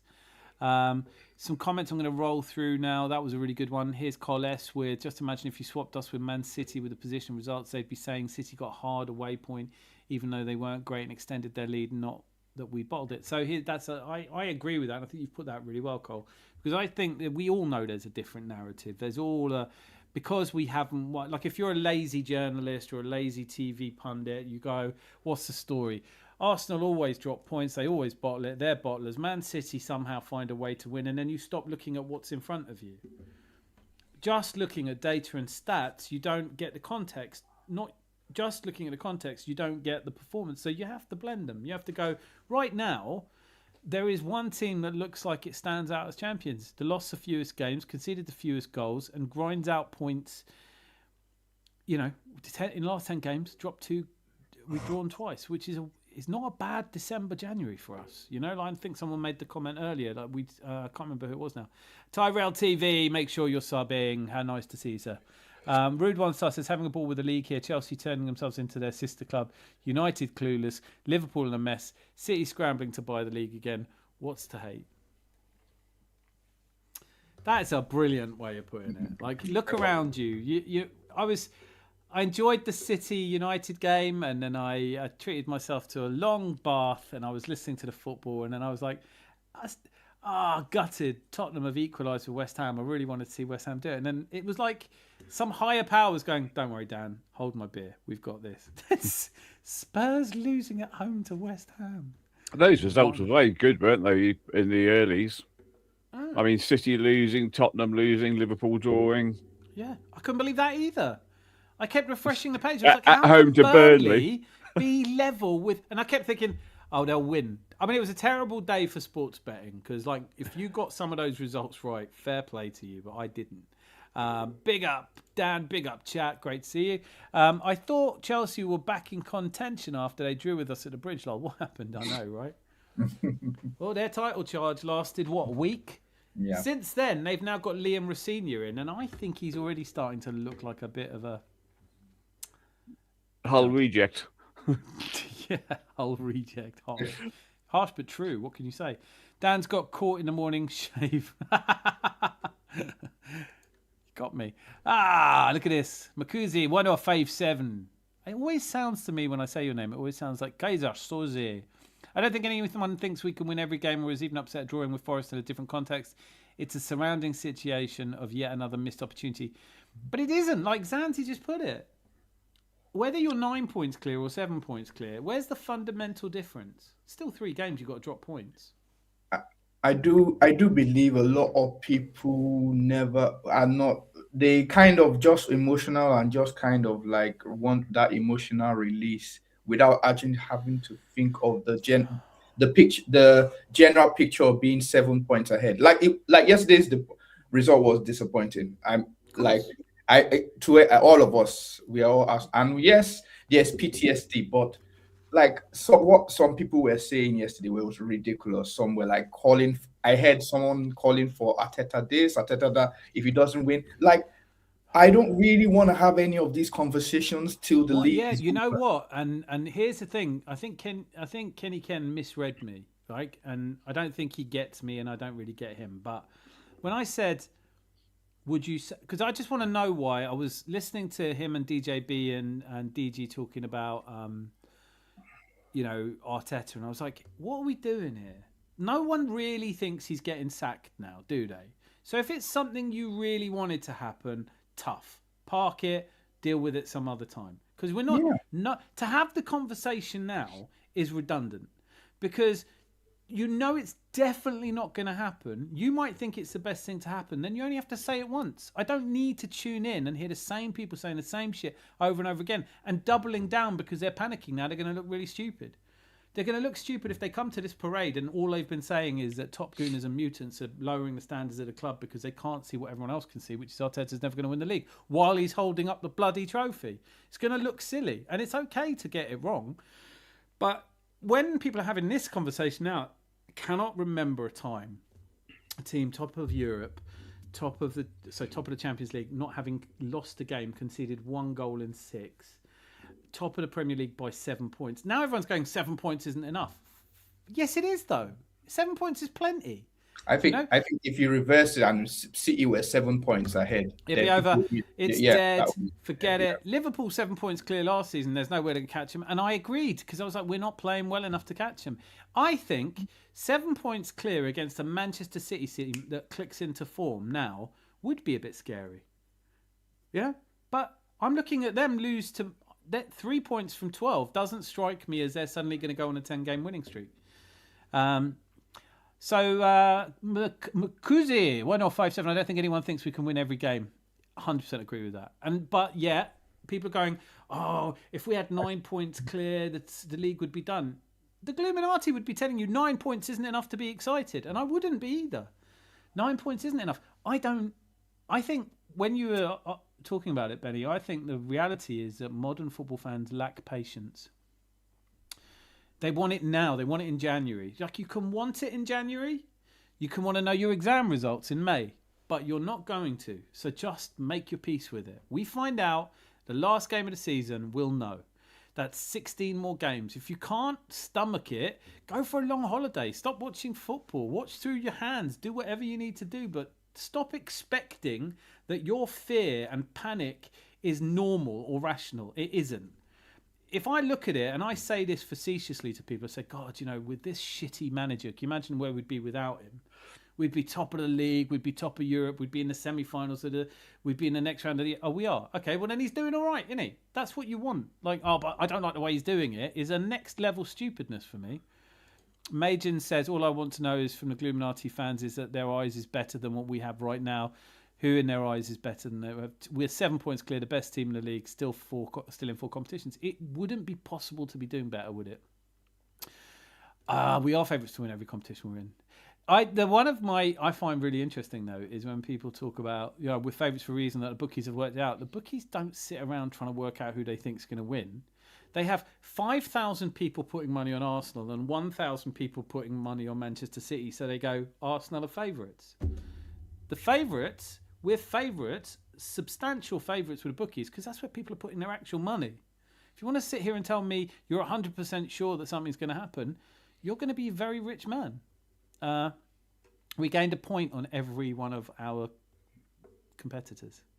Liverpool, I really didn't see Everton beating Aston Villa at Villa Park. That's probably my favourite result. I mean, Man United beating Man City, there's so much in that game. Now, Boitendio, who I hope we win a quad because you will just be known as quad loading. I called City being poor this season. Some corners of the internet told me I didn't know ball. They won't apologise, you know that, but you clearly do. I've always said this about Boitendio, and I have. Like, so many times since he started coming to the Adams Arms, I've thought, yeah, that's a lot of sense being talked. And I think that, for me, people here in the chat, not all of us, there's a few that are a bit kind of scared, but for most part, I love the fact that we're all just calm and we're going, right, okay, let's really take a deep breath. Where are we? 7 points clear at the top of the Premier League. Both of our major rivals lost, which is a bit of a wobble. Maybe somebody should be calling City bottle jobs. All they had to do was go to Old Trafford and win. We did it. When we 2 points ahead at some point, that people were freaking out, or 3 points, something like something. Zanzi said it. Zanzi said it brilliantly. He said, we're wobbling. We were 2 points clear. Now we're 7 points clear. And shit, when we get to 15 points clear, the meltdowns will really begin. It's not enough. We'll have the trophy and I'll go, but it's not enough. I look silly now. It's like, yeah, you do. You fucking do. Admit it, own it, and deal with it. It's like I said, I think last time I was on, I said, come the end of the season, we'll be 4 points clear, 1 game left, and they'll be moaning, we're 7 points clear in January. It's a whole new experience for a lot of our fans. For the rising stars of the YouTube, that we have a bigger proliferation of famous YouTubers than any other club I can think of, and the good ones. Whether you like Curtis Shaw or you like Lee Gunner or you like Dan Potts, there's a lot of the Highbury squad. There's a lot of channels I really rate and love. Flavour to suit everyone, but there are some parts of that community who've become very successful in predicting that we're shit and that it's the only people to blame here are the other fans. And if you're going to make a living doing that, or try to, then you have to take it when you're wrong. Because he says, thank you. Is this easily the hardest Premier League I've ever seen? Not a single game is easy. I'm kind of in two minds there. You were talking about this earlier, Benny. What do you, because you were saying it is tough. I think on the level, I think you were both, I'm not going to put words in your mouth, obviously, but it felt like you were saying the same thing. Like, you look at Wolves and you think, it's not Wolves away. It's not guaranteed 3 points, is it? No, they've not. I don't think they lost in January. Yeah, they didn't lose a match in they've not lost a match in January, Wolves. So it's and they are the team at the bottom. I know people think what's their next match? Their next match is City or City away. Okay, but it's not And a then Bournemouth. it's not a give. It's not a give.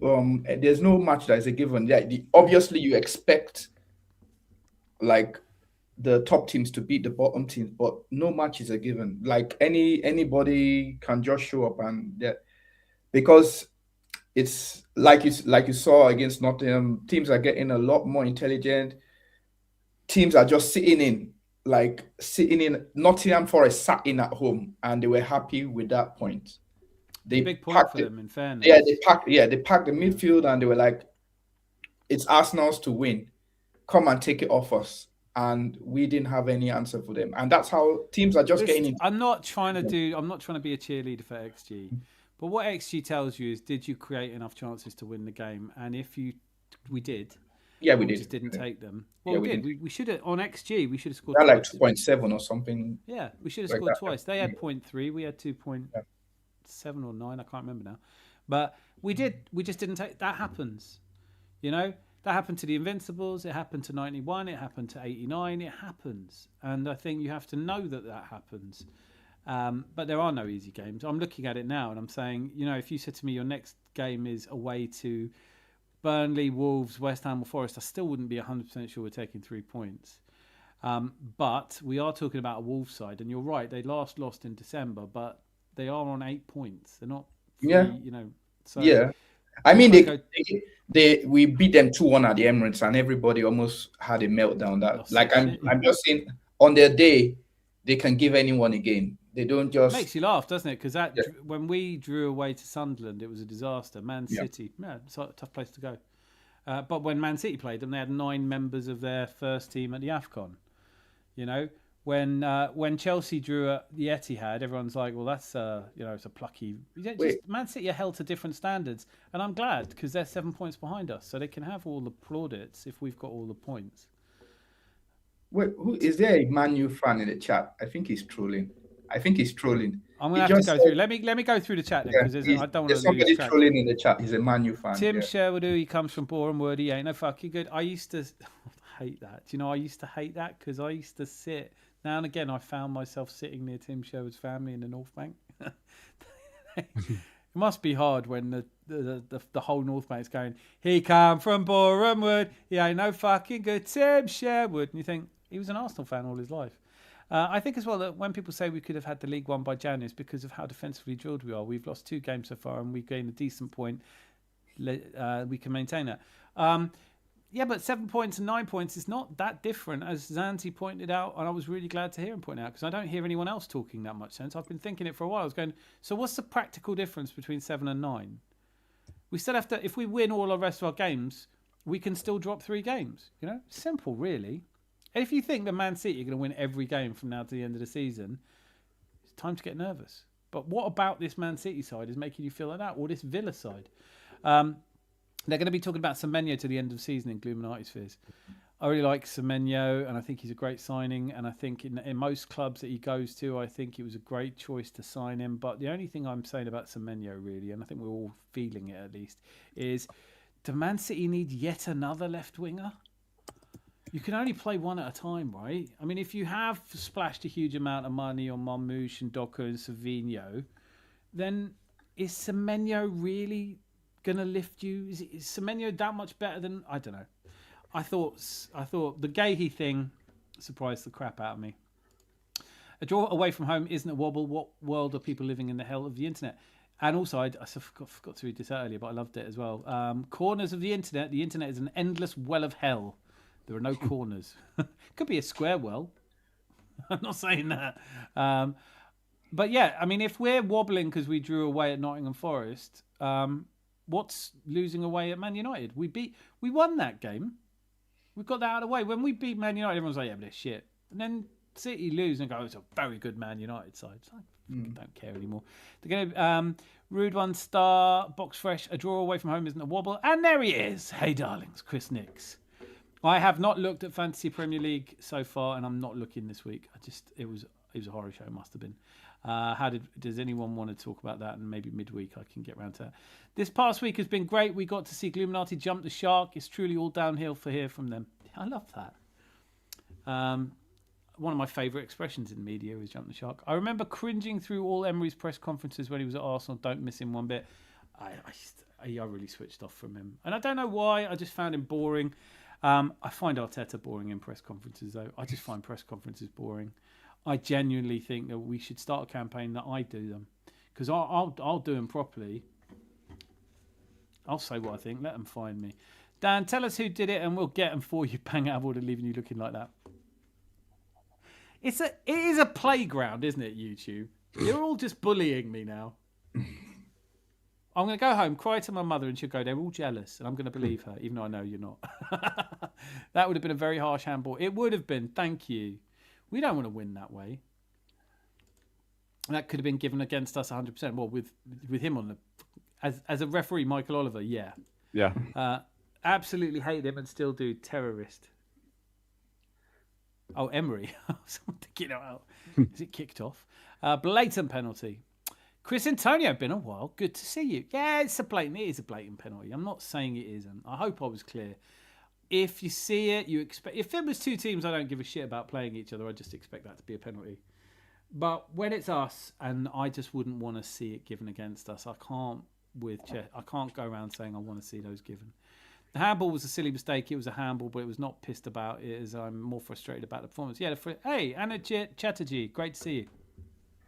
Was a shit performance, but we didn't lose. If you can't win, don't lose. Hear me out. Love it. These sort of handball decisions just show how difficult a job a ref's job and linesmen have seeing in real time what happened. Tough job. Do you know what is true, though? Haven't we all been enjoying cup competitions without VAR? You know, haven't we? I don't think there's a real football fan anywhere that wants 5-minute decisions for VAR and then no minute decisions on VAR. I'm so sick of VAR. I don't care if mistakes are made in games. It's a game played in real time, and when you go over to a screen and they slow it down and they show you 62 different angles, and you go, it's like the Jogo Dallo tackle. He should have been sent off when you watch it in slow motion. But when I watched it in real time, I didn't really see that. I'm not bad. I think we're all on the same page with this handball. Not mad about it, but it's okay. Everyone thoughts on rant saying United are pouring, they're buzzing, and they're confident they beat us at the Emirates because we lack quality and they're playing some good football. I love any Man United fan that's got the bollocks to tell us that we lack quality. Will they be playing Maguire? Anyway, refs thought it was a pen too because they started to make sure it was inbounds after running the initial replay a few times. They wouldn't have done that if they didn't establish it was handball. Yeah, that's fair. Yes, that is so bloody true. That is because they ran the handball, and then they saw, oh God, is it on? Oh God, he's on the pitch. What do you think? Oh, it's accident, wasn't it? I don't know what their explanation for that. I think what they actually said was that his hand hit his arm first. It hit his shot above the t-shirt line first, and as we know from our own experience, if it hits one part of your body first, like your knee first in Gabriel's case, and then his hand, then it can't be a handball. Then you've also got the case of another player behind him that kind of pushes him in. I just don't want to see it as a handball. You know when Gabriel picked up the ball in the penalty area, like out of nowhere against Bayern Munich, and Thomas Tuchel was like, that's a handball. And I was like, yeah, but just get over yourself, man. There was no meaningful advantage. You're not even in our half when he does it. It's not like he's prevented a goal score. I think there's common sense that should apply, even when the rules suggest otherwise. I like the idea of saying to a referee, you're in charge of this game. You know? You make the decisions. Because as soon as VAR comes in, you've got referees that don't make decisions. They wait for VAR to make decisions. Sometimes the VAR can't make the decision because the referee didn't make the decision. You end up in this shit show. I want one man to be the referee, whether I love him or hate him. Michael Oliver, I don't think I'll ever like that guy. But let him run the game how he wants, just not an Arsenal game.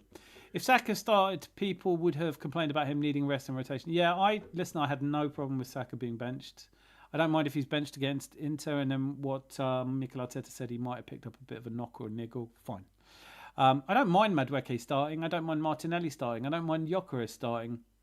I quite would have liked to see Eze starting. That's pretty much my only... And when it comes to it, it wasn't really the lineup that cost us. It was that the players just weren't at their best. Martinelli, you know he misses chances like that. Bukayo Saka's header was great, and it was a great save. What do you want to do? Like some days it goes against you, and some days it doesn't. It did this time. We did everything we should have been able to come away with 3 points.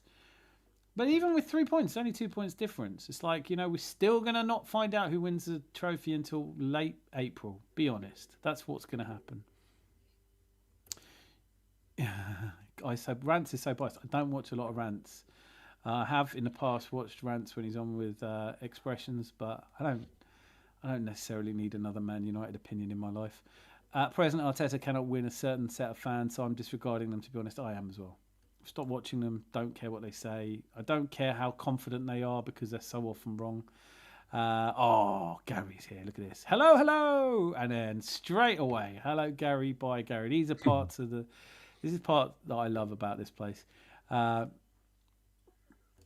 the man. It's been 5 minutes. Who are we saying back? Arteta made subs early as well. 55 on the clock. I liked it. Kyoko's a pile of shit. Okay. I can't say that about any Arsenal player, to be honest with you. But I did like that he made changes. I didn't feel comfortable with all three that came on. I just felt a little bit like you lose a little bit of the balance that is going well. I don't know. What do I know about it? I'm going to rattle through these. Now, for me, I know what I see. Opinions. Everyone's entitled to them. Ditto what the Bristolian said. Back those that back themselves. Fair. Oh, there we are. Lucky Singh is here. Forest, so stubborn defence. Lucky Singh. Great to see you. Much better from you, Man United. How great was that? And I'm pretty sure I said to you on Tuesday that you didn't stand a chance. Look how wrong I was. Are you as confident as Rants facing us next week? Surely you'd rather play someone else. I'd say that. Can I just say that? Like, however confident fans are, they would rather they weren't playing Arsenal, right? You could think, Arsenal are wobbling. They've dropped 4 points in the last 30. And you go, yeah, it's not that many, is it? We're definitely going to score against them because we scored 2 at home against Man City, who had a very makeshift back four and a totally uninspiring attitude to the game over. Liam Rossini, supply teacher or PE teacher, I've heard it said.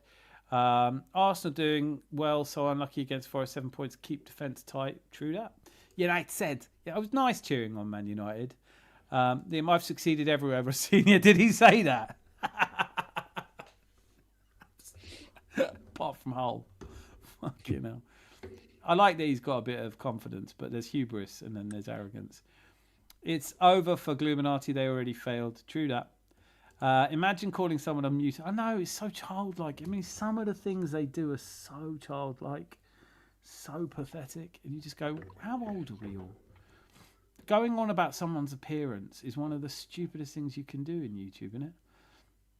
That Federer bloke was rubbish at tennis. He didn't win every game, low standards. Yeah, 55% of points he won. It's not fear, they just have this hatred for Arteta. They will say it in time, in clear and plain language before the season is over. They'd rather we lose just to stick to Arteta. It makes you relevant if you're one of the people who's confident. Confidence sells on YouTube. You keep thinking, and the number of times I used to post videos where Lee Gunner has said something that's totally nonsense, and then you get people commenting on it going, yeah, but he's right other times. You go, yeah, but I'm not saying he's not. Sun shines on a dog's arse some days, and a stop clock is right twice. It doesn't mean you should call other people mutants because they don't agree with you. Yeah. Are these Theons moaning about now, not caring, wanting attractive football? They just want to win. Oh, how the tunes change. Back to wanting exquisite prime Madrid football. Leave it to you, Mugs. Clockend is brilliantly put. Because they were like, it doesn't matter how well you play. When we played really well and lost, 22-23 season, there were a few games like that. Went to Man United and lost 3-1, but played brilliantly. No one was giving us credit. Now we go away, play like shit and beat them 1-0, and everyone's like, well, it's not good football. What they want is us to play the best football ever, win every single game, and then they still don't want Arteta. I don't care what they want. Lisandro Martinez, Cunha, Patrick Dorgu, Brian Mbeumo. We want to keep tight, make sure the ball... I could see it being a draw against Man United, and then, we're going to have another meltdown. We only won by 1 point, some Gluminati at the end of the season. I hope we win by more, though. Please make sure you're subbed to the channel and you join us every Tuesday and Sunday evening at 10:30. I'm going to throw in another one this week. I can feel it because I love it too much here. Fucking cry about it. I'm here to win. I thought these guys were here to win. They lied. It's all agendas and hot takes for money. Yeah. Oh, Sly Sex 87. To be honest, I think we're all disappointed that we didn't win yesterday. Both the top Gooners, like they call us, and the Gluminati, disappointment is warranted, but not division and hatred amongst fans. It's absolutely right to be. I mean, none of us could honestly say we watched that game against Forest and thought it was a great game. It's a shit game. With 15 minutes to go, I just wanted it to be over. I was like, I've had a really lovely day. Can we just call it there and I'll watch a film with the missus? Do you know what I mean? Like, no one's really expecting us to win it. I didn't. With about 4 minutes to go, I started thinking, could we lose this? And I thought, no, they need to have a shot on target for us to lose it. Mason Mount was unlucky with a goal. I thought that was onside. I'm pretty sure he was onside for that goal. VAR. Poor Man City. Great team. It was brilliant performance, brilliant energy, and I hope that you lose badly against us, but then beat everyone else. Come second. That would be brilliant, wouldn't it? You're only 8 points behind Man City. You know, but Mason Mount was on side, but it was whoever passed from midfield to the attack on the right hand side. That attacker there was offside. Is that what it was? About midway through the City half. Yeah, that's a shame. Should have just let it go though. No. Do we have to have, because it has to be exact all the time? Just go, that's a good goal. Sometimes I think you should be able to go as a referee. No, it's a brilliant goal. I'm leaving it. Fuck it. Doesn't matter if he's offside. First half was boring for me, but watch the whole game. I went out and glad I did. Oh, didn't watch the whole game. Hard to take. OSI 6, welcome. We're confident after beating City, so we're beating at the Emirates quite comfortably. Good. I fear you may be disappointed. I don't think you've had a good record. Like, come on. It's possible, of course it is. I'm not going to say that Man United aren't going to beat us. I think it could be a really good game. But I didn't see very much from Man City on Saturday. So I can't... I have loads of thoughts about that Man City versus Man United game. Like it wasn't a good game by City. Like, and also I don't think Man United did anything really genius. They played well, right? But if you look at and you can also check the match stats, Man City had most of the ball. All Man United did was get the ball off them on midfield and just counter attack. And every time they seem to fashion out chances. Like the midfield of Man City the center midfield has always been a problem. They just they don't want it. They did not want it. Like Rodri is off form, and like Foden and Bernardo Silva don't want to. That's definitely not the Rodri that won the Ballon d'Or. No, it was when you've been out for over a year, it must be. He was getting powered. He was getting overpowered by Casemiro and Mino. Like Casemiro was back to his exactly. Mino was looking like world-class player. It was looking like, I was like, is this the same Mino that Ruben Amorim said wasn't good? He was looking like I think if I had to say what I think is the one thing I disagreed most with Ruben Amorim on is the way he used to not play. You know, his midfields were joke. Bruno Fernandes is a defensive midfielder. Just a silly idea. I thought he looked great, by the way. I thought he was my man of the match. But after the first half, right? So I think you have to look back at that game and remember that Man City, whilst they weren't clicking and moving fluidly, they were still in control of the first half. Yeah. When we Semenyo and Doku were good. I really like Semenyo anyway. I think he's a brilliant player this season. Doku is he's a bit end product short of being world class. If he had end product but he might still get there. I can't say. Bernardo Silva hasn't been the same player for years now. I think he's in every game. And when did he last play well? Erling Haaland not getting supply, and he's dipped off. I think he hasn't scored in 6 games. Not going to hear anyone talk about it. Actually, did you hear what Pep said? Pep said he's tired, that he needs a rest, and I was like, too many games. Too many. Well, Pep's talking about our squad's too small. Exactly. Oh, really? Because 3 months ago you were saying you wanted a small squad. They gave you a small squad, and now you're like, squad's too small. No, I can't. Maybe Haaland's still cold from being in Sunderland for that one game. That was cold. It was cold. Do you have any idea how cold it is in Sunderland? Yeah, we were there in November. No, but it's warm in November. Yeah, and also Harry Boy, I think he's actually missed out a word in between R and beating. There should have been been. So we are beating at the Emirates quite comfortably. Are you reading what I'm reading? We are confident after beating City, so we are beating at the Emirates quite comfortably. Yeah, it should be. We are being beaten. It should have been beaten at the Emirates quite comfortably. I'm not going at it with that much confidence either, to be honest. Like you know what we were saying earlier, what Benny was saying, like, you know, that you can't look at any of these games and go definite 3 points. I mean, even Spurs away. There are games where you go, it'd be shit if we don't win. I want us to win the rest of our home games. That'll do. Okay, so Stefan Marcotti. True, even Villa lost at home and they have the best home record in the league with only 3 losses in 45 games. It's true, isn't it? I mean, also, and I cannot be frightened of a Villa side. We beat 4-1. I just can't. You know, like, just doesn't strike me as a team to be worried about. And today, the media is the one propping up. The media is doing most of Villa's propping up. Like the coach doesn't believe in them. The players don't even believe in themselves. The media want them.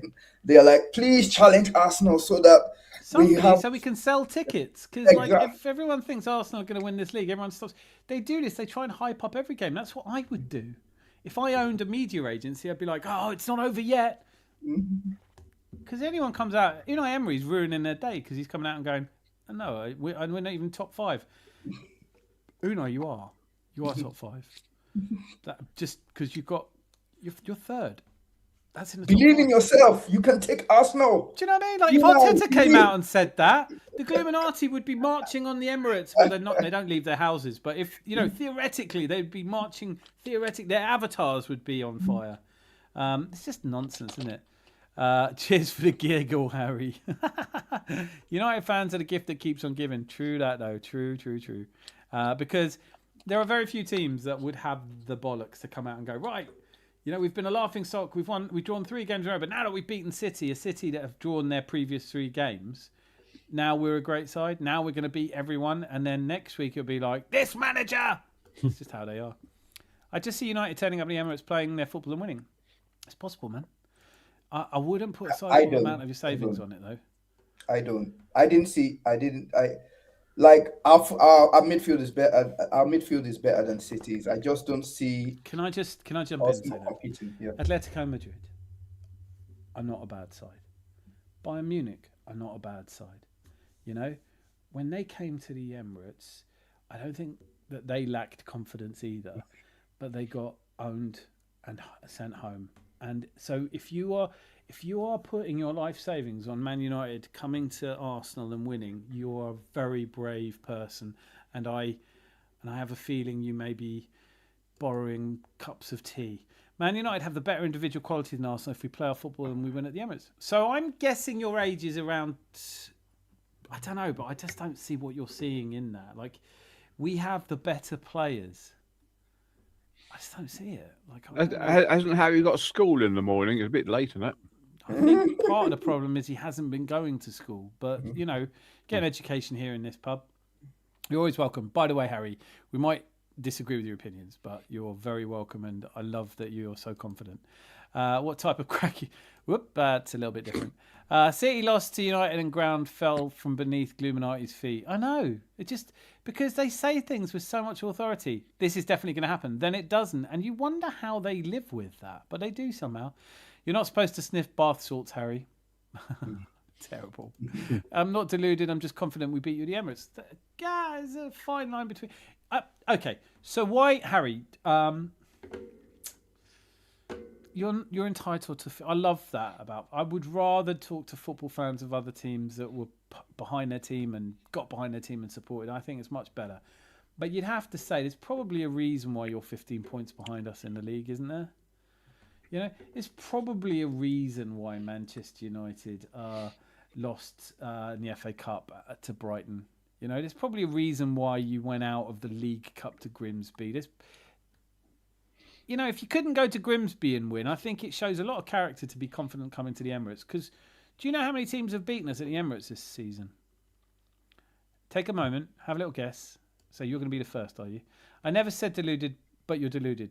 Now, if you say you are, you're welcome here, but please keep it respectful. Yeah, I mean, I think he's been respectful, hasn't he? I might have missed the. I don't know. Some of the comments get deleted before. I think that Nicolas Maduro was very confident that no one could touch him in his little palace in Venezuela until the lights went out, and he's thinking, "What the fuck is happening there?" Whether or not, and we're not doing this, but whether or not you think that the United States is being run well or not, there is a point where you realise they are a supreme military force, and nobody is safe from SEAL teams. Do you know what I mean? Like, they spend a lot of money training these people to be elite, and if they want you, they're coming for you. That's why. Have you heard the what tactics they were using? Some sort of sound wave system. Was it a 442? No, it was a. No, we're not talking about the United States kidnapping a leader of a foreign country. There's just too much. Like, if you want to talk politics, I am setting up. I promise you, I am setting up a channel just to do that. But I can't do it here. I just wish we could isolate all the negative fans led by the plague on fan base league and find some way of not allowing them to celebrate Arsenal winning league. They don't deserve it. Don't worry about it, because they're not coming to a parade anyway. You know, who are we talking about? You think Lee Gunner's flying over to London to be part of a parade? No, he ain't. I don't think he's leaving his house. That's good. You have confidence in United. I'm respectful. I'm just confident. Harry Boy, I love it. You're more than welcome to be respectful. And I'd rather that. Honestly, I would rather a Man United fan wasn't sitting here going, we're shit. Because we know you're going to be cheering for them, and you should be. Man, you shited rats getting hyped after beating a finished City team. We already beat you at Old Trafford and we'll do it again. You're crap. Let's keep it banterful. But, like, I do think that there's a few points there that are a bit... they are getting hyped after beating City, and listen, if you'd been through what Man United fans have been through, Eric Ten Hag, you know, all the way, Ragnick, Solskjaer, Ericsson. I mean, they've had it so bad. They've spent £2 billion or whatever it is, and they've got nothing to show for it, really. So if I was a Man United fan, yeah, I'd be going crazy right now. And I'm glad that they're full of confidence again. I hope, like Zanzi said earlier, I hope they come to play. I hope that Carrick comes out and goes, let's get at them, because when Atletico Madrid tried to get at us, we battered them. I think it's going to be another Nottingham Forest. Yeah. I don't think they're coming to play. Yeah, I think they're going to. Carrick is a really intelligent human being. That's what I think. I think he's going. You're not coming out and going at us. You're trying to hit us on the break, and they've got the team to. I think they did that well against Man City when they were 4-2. I thought that's what Ruben Amorim had promised. He promised counter-attacking. That's what Eric Ten Hag had promised. Carrick in like 20 seconds managed to get out of players. I don't know. No one knows what's going to happen. Stephen Quest, I thought I went in like a savage. Here's the type for you, sir. Is it the City game that's given you confidence? Yeah, it must be a little bit, sure. Fucking, it wasn't the Brighton game, was it? It wasn't losing at home to Brighton. Drawing with Burnley, drawing with Leeds, drawing with Wolves. Wasn't any of them games. Like, I'm just saying, you went to Burnley and couldn't win. What? How did we become worse than Burnley? We have a good gap, 7 points. I'd like it to be extended after we play Man United, but if it stays 7 points for the rest of the season, I'm happy. We destroyed City, should have won by 7, so confidence is high. That's not true. Should have won by 7. Like, let's not all get massively carried away. You played well against a team that's drawn its previous 3 games. You know, your XG was 2.2. It wasn't 7. You didn't have 7. Did you even have 7 shots on target? Oh, you did. Yeah, you had. Yeah. So if every one of your shots had gone in, you'd have beaten them, 7-0. So you're not clinical. Tottenham did destroy City 2-0 at the Etihad this season. Something going on there, though, isn't there? The City just don't play well against Spurs. What happened to Tottenham when they came to the Emirates? Arsenal 4, Tottenham 1. I know you can't, but Tottenham are shit, aren't they? They are shit. Shit. Glazers out. Fan. Arsenal will play smart game with us, knowing they're playing for Premier League. Won't keep up the lead. I agree with that. All right, Dan, I think you're like the soft breeze on a hot summer's night, flowing through the hem of a satin dress. Between the toes that nestle in comfortable suede sandals, a sweet wind that sweeps the brow. Can I use that? I think I want to use that in my CV or something. That's fucking brilliant. Where's the punchline?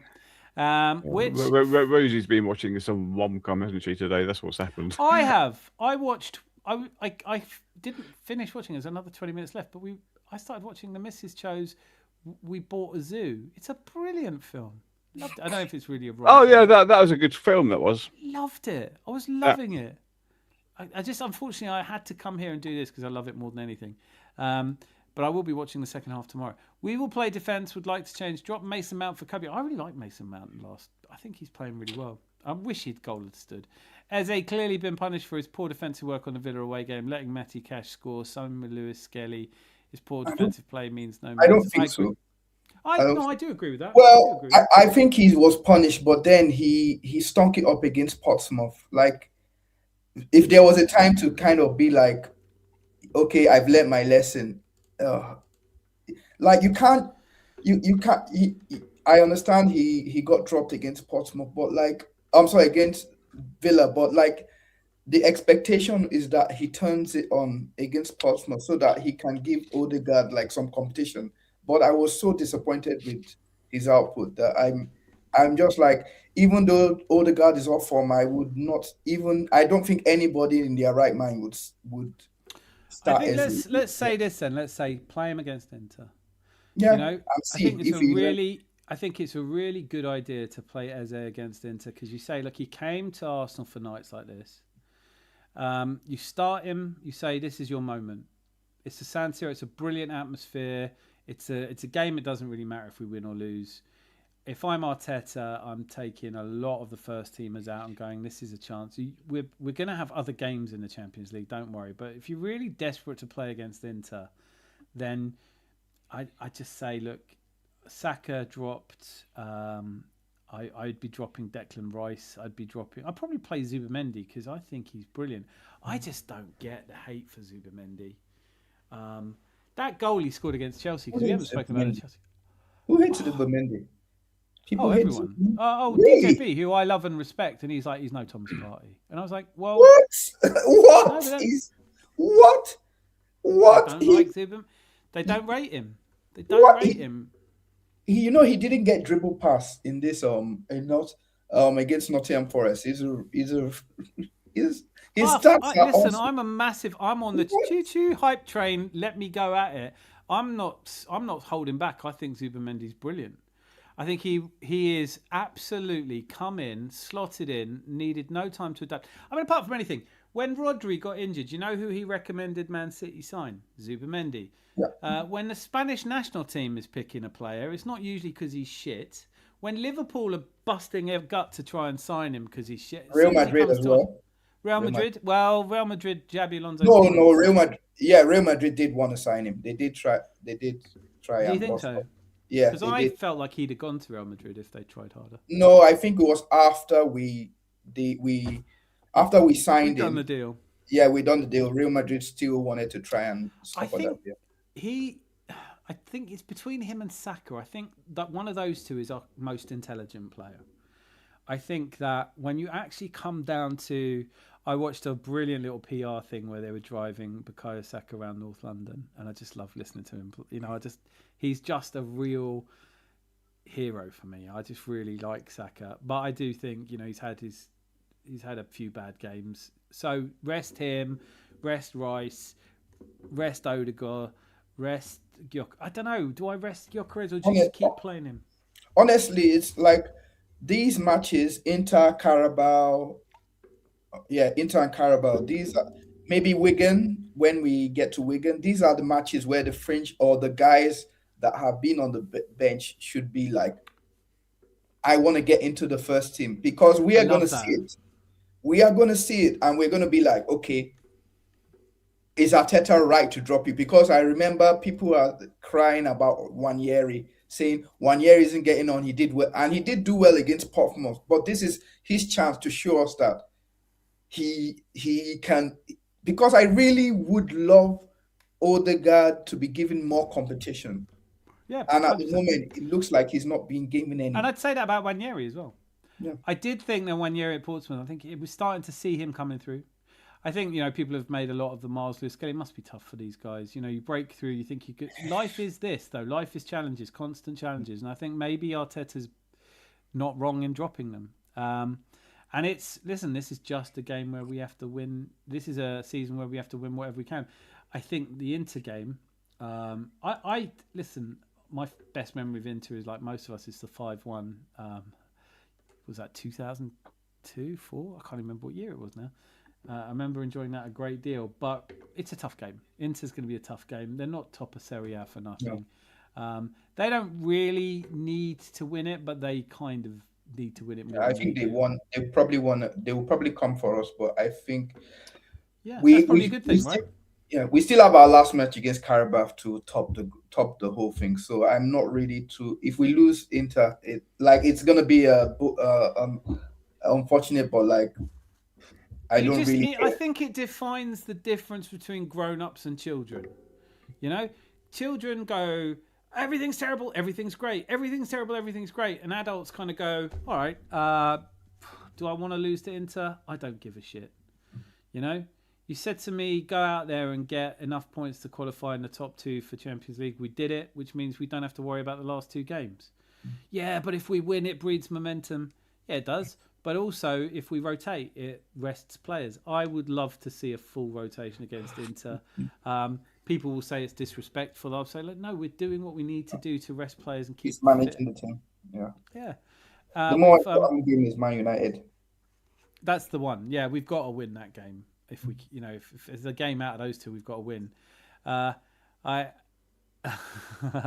just taking a piss box. I accidentally insulted Dan. I don't think you've ever insulted me, Rosie. You are the best, and every time you're here is better. Charles says, Dan, have we done the bin Gyökeres and use Havertz discussion, or keep persisting with Victor? No, we haven't done it. In fairness, Charles, and I think there is a lot of sympathy for me on that, but I don't think Kai Havertz is anything like match fit. I'd like to see him slowly introduced. Maybe the Inter game, given both a half. I do understand that there is there's an appetite for playing Gyökeres until he finds his form. But I think if I was playing Football Manager right now, I'd probably look at just the medical staff's report on Kai, and if they said he's 95% fit, I probably would start him. Because I think there's a huge impetus in him coming on, scoring 2 against, not predicting he will, by the way, but scoring 2 against Inter, and then having him available for the Man United game. I think what you were saying, Benny, is absolutely true. If you're going to have a squad with 2 good players in every position, then when you aren't in form, you have to know that Eze's coming in. Right now, some of our positions, people aren't feeling like that. I think Arteta's trying to say to Saka, look, I do have Madueke, but then when he comes on and plays like he did against, which wasn't terrible, but wasn't good enough against Forest, then Saka's like, oh, it's back on me again. I thought there are a few too many dribbles. There's too much step over with Saka at the moment instead of driving, to the heart of the. Madueke.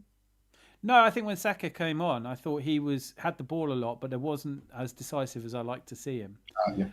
I think he was trying to do too much, trying to think too much, and it ultimately gives the Nottingham Forest a chance to reset, whereas Madueke is driving more.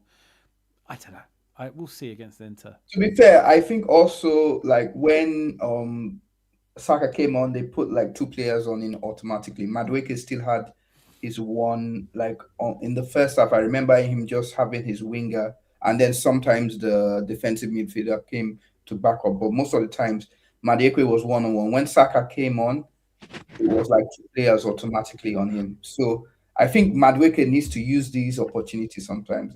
Yeah.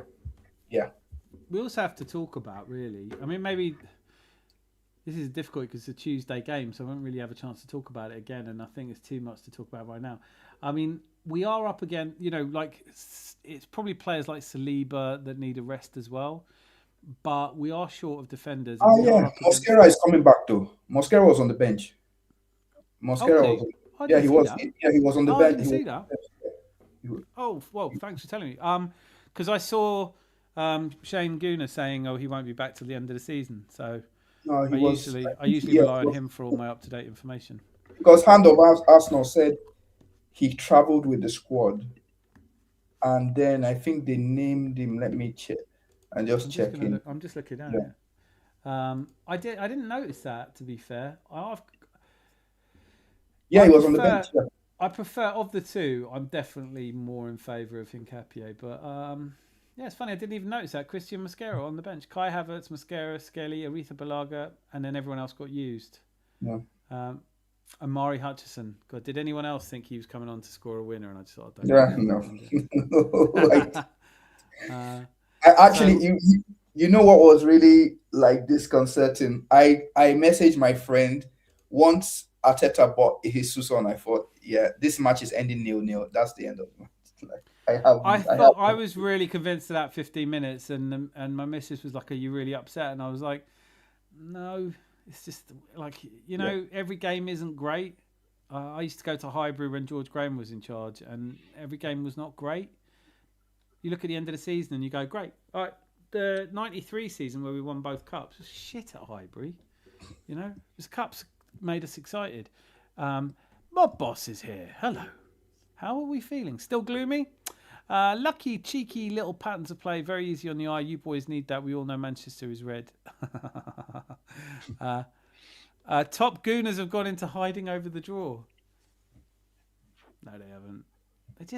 We're just not playing your silly ass games. Sorry, man. Like you want to shout and rant and be right about stuff, even when you're wrong. Like you don't think we're going to win the league. I think we are. Should we just reconvene in May? Have it out then. No one's got into hiding because we drew away to Forest on a weekend where City lost. Liverpool drew at home to Burnley. Aston Villa lost. If we're in hiding, do you know who isn't in hiding? Who's had a great weekend, by the way? We've gone a point further ahead. I know it's hard to do numbers, but that is the reality. Maiden Pep moaned about players and Haaland being jaded, yet he started him against Exeter. That's true. This is true. That is true. That's a very good point. They scored 10 goals against Exeter. And he didn't score any. Nah, yeah, I know that. I didn't see it. I was watching Fire and Ash in the iMac, so I didn't see the game. And I'm not watching Match of the Day to see Man City put 10 past a team I didn't even know existed. So, in 5 years' time, that's going to be a quiz question, isn't it? Exeter got beaten by Manchester City 10-0. How many goals did Haaland score? And everyone's going to think, I don't know, he must have scored 6 or something like that. No, he didn't score fuck all. He didn't score fuck all. When did he last score a goal? I think it was 7 games ago now. Is it 7? Yeah. So but that being said, Man City's other striker that they've just got, he went on an 11-game unscoring run as well. The striker, Semenyo's not a striker. Semenyo, yeah. He's a winger. He's not a striker. I know, but yeah, I thought you meant Marmoush actually. I was like, Marmoush isn't he an AFCON? Yeah, he's coming back now. He'll be coming back soon. I haven't. I thought I'd watch every AFCON game, and I just haven't. I just haven't. Timings are not good for me. Clockender's face. Why do Aston Villa got media? Aston Villa. Why has media loved them so much? I know, because they're everybody's favourite underdog, aren't they? No, anybody that is challenging for Arsenal is the media's darling. Yeah, I think there is I do like Aston Villa because of people I know who love them. So of the Birmingham clubs, I'm a Birmingham City fan. But Aston Villa, I'd like to, if we were out of it and we didn't have a chance of winning it, I'd probably want them to win it more than Man City, Liverpool. We want to see someone new win it, unless it's Arsenal, which no one wants. To me, Clockins, I hate paying for things that ain't worth the money. No, don't know what you're talking about. Lunch. You're talking about. I saw you talking about packed lunches. United came to Emirates and played some growth football to your peril. That's it. Nobody does well coming to Arsenal to come at us. Glazers out fan. We okay team fans don't look our midfield compare Arsenal. There's a reason you're 15 points behind. I think I said it before. If United have the better players, then why has your manager been sacked? Rivals think Arsenal got shit players and a shit manager. Those can't both be true. They can't. I mean, but you can't. There are people here, and like when someone comes in like Mob, I'm picking on you now, but you come in and go, the top Gooners are hiding because we drew. I don't even know what fucking top Gooner is, mate. Like, what is a top Gooner? Somebody who thinks the team's doing well because we're top of both the Premier League and the Champions League. He doesn't take the cup seriously enough. Well, it looks like we're going to make a Wembley trip. this prick who's on online going, I'm not cutting my hair until Arsenal win a trophy. Well, what are you doing? You can't win a trophy in January, whatever you do with your hair, you silly sod. Now, from people like Mob who want me to believe that this team is shit all the way through, like I'm supposed to go in hiding because we got an away draw. If we're shit, that's why we got the draw, no? Correct. And Dad, the decent signees are all gone by one. Make your own sandwiches. Saliba is the only Arsenal player that starts for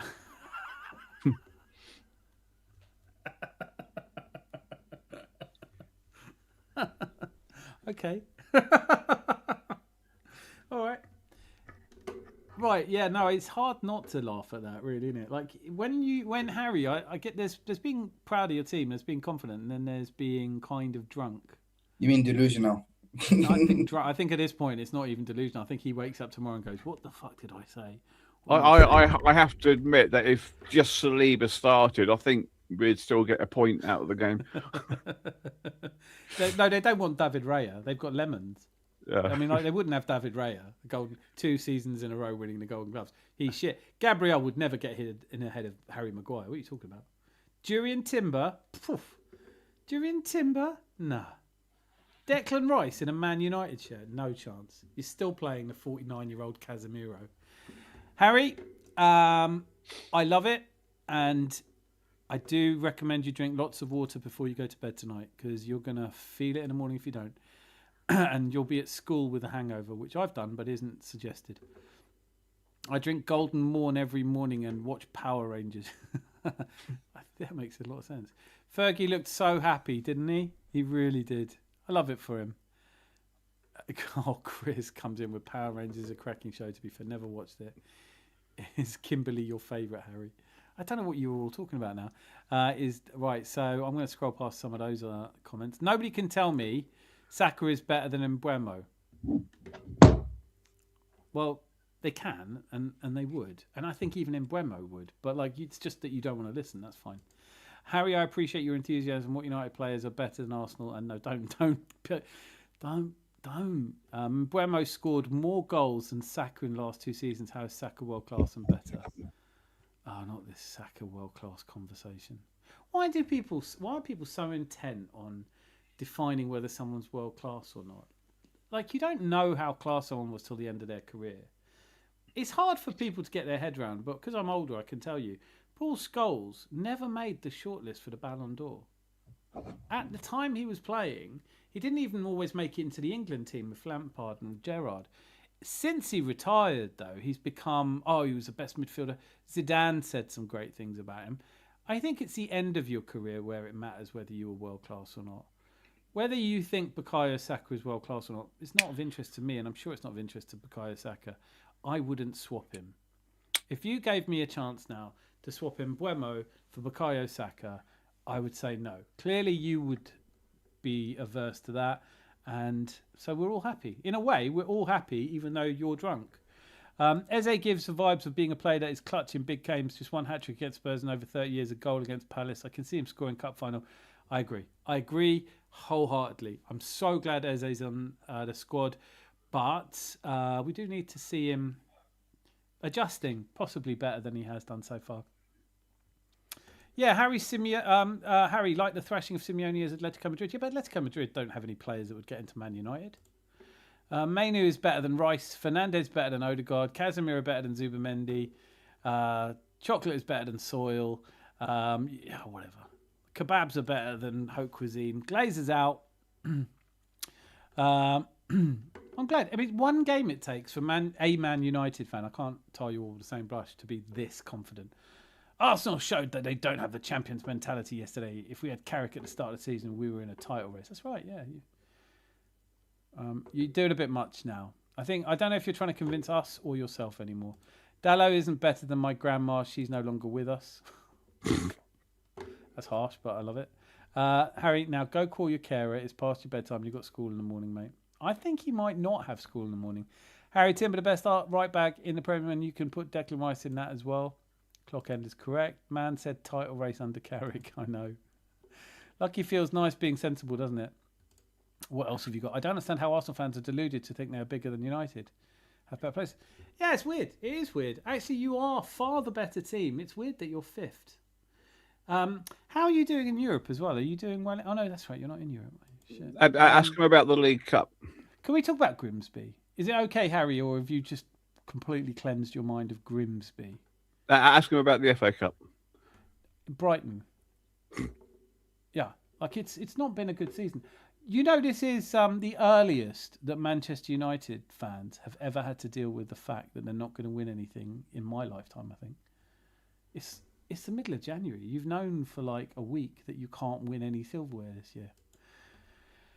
2001, the 5-1 versus Inter, Henry Masterclass. It was brilliant. I watched it. My best mate had his back to the telly. We were out celebrating my girlfriend's birthday. She was totally inflexible and wouldn't see us celebrate any other day. So we had to go and... I'm glad we haven't been overplaying Ranieri since Ronaldo and Messi. Every club has been desperate to uncover the next to the detriment of young players getting burnt out. Well, Lamine Yamal's on that. I definitely agree with you in terms of Ansu Fati, who I thought was a fabulous Barcelona player, and now he's off the face of the earth. Lone Star Londoners here. What time do you call this? We've been going for 2.5 hours. Great to see you, though, mate. The well of hell is endless. We all get dragged in at some point, clock enders. Richard Andrews, agreed, Dan. With the Inter game, we need to rotate and rest. We'll be in the top 8, and we have 2 less games in February, which is good news. That is good news. But it is already balanced by the fact that most Champions Leagues, you didn't have to play 8 games to qualify to not play the 2 games you wouldn't have played it anyway. Harry Man, United got better history. Yeah, I'll give you that. Yeah. If Mascara's back, it's already over. We've won, lads. He was on the bench. I didn't notice that. I can't believe I didn't notice that. The quad is on, and I'm on 147 after 1 red, 1 black, lol. Don't do that. Don't be rational. Boring. Not gone into hiding. People just aren't interested in gloom when we're top of the league by 7 points. You know, why do people go on these gloomy sites? Slice X87. Arsenal top of the league with a 7-point gap. They say league is crap. If City were in Arsenal's place, they'd be praising how good. 100%. We're getting to 2.5 hours, and I'm going into work early, so we are slowly trying to. If you guys can write down, I'm quite well. There you go. Anthony's doing the same. Great to see you, mate. As always, thank you. Zanzi is smoking something. You can tell, can't you? I think Harry and Zanzi might be smoking different things though. Who have they got in Europe this week? They can save up all their attention for us. I don't like being mean to United when Lucky's here. I don't either. I'm the same. But you know what? There's fans everywhere. Some are good, some are bad, some are drunk, some are not. So we've had a good show. I hope you've all clicked like. I hope some of you. I used a hype yesterday for the first time. Make sure you're using those. I don't really know what it does or what the purpose of it is, but yeah, let's get some hype going. We've got some new subscribers today, so hopefully we can keep the content to your liking. Thank you so much if you're a new subscriber. Clock enders would take it easy, boys and girls. Are you off to? Are you not off to Milan? Are you, clock enders? I hope you are, but man, that would be a hell of a game. I suppose if you're a travelling fan and you go into Milan, you kind of want to see us not fully rotate, but it'll be a great day out anyway. Lone Star Under, I'm just peachy. I want to see you earlier. We're doing Tuesdays and Sundays. There might be a show in between. Well, I hope you enjoy it on the telly. Deserve a bit of a rest for all the travel you do. Betty, let's come to you for final thoughts. I was going to ask for your predictions. Against Inter? Yeah. Inter 2, Arsenal 0. Zanzi? I'll never predict that Arsenal are going to lose, so I'm going to say 1-0 Arsenal. And I don't really care because we're already through. I will go with a generous 3-0. Yeah. To whom? Oh, obviously to the Arsenal. Oh, so I'm the only one predicting a loss. Did you? Oh, you predicted. I thought you said 2-0 to the Arsenal. No, I'm saying 2-0. Inter 2-0. I even think. No, then I would say 2-0 Arsenal then. Because don't you think we're going to rotate fully? I mean, like Kepa. Yeah, but we still have a good defense. I don't think we'll concede 2 goals even at San Siro. Lautaro Martinez.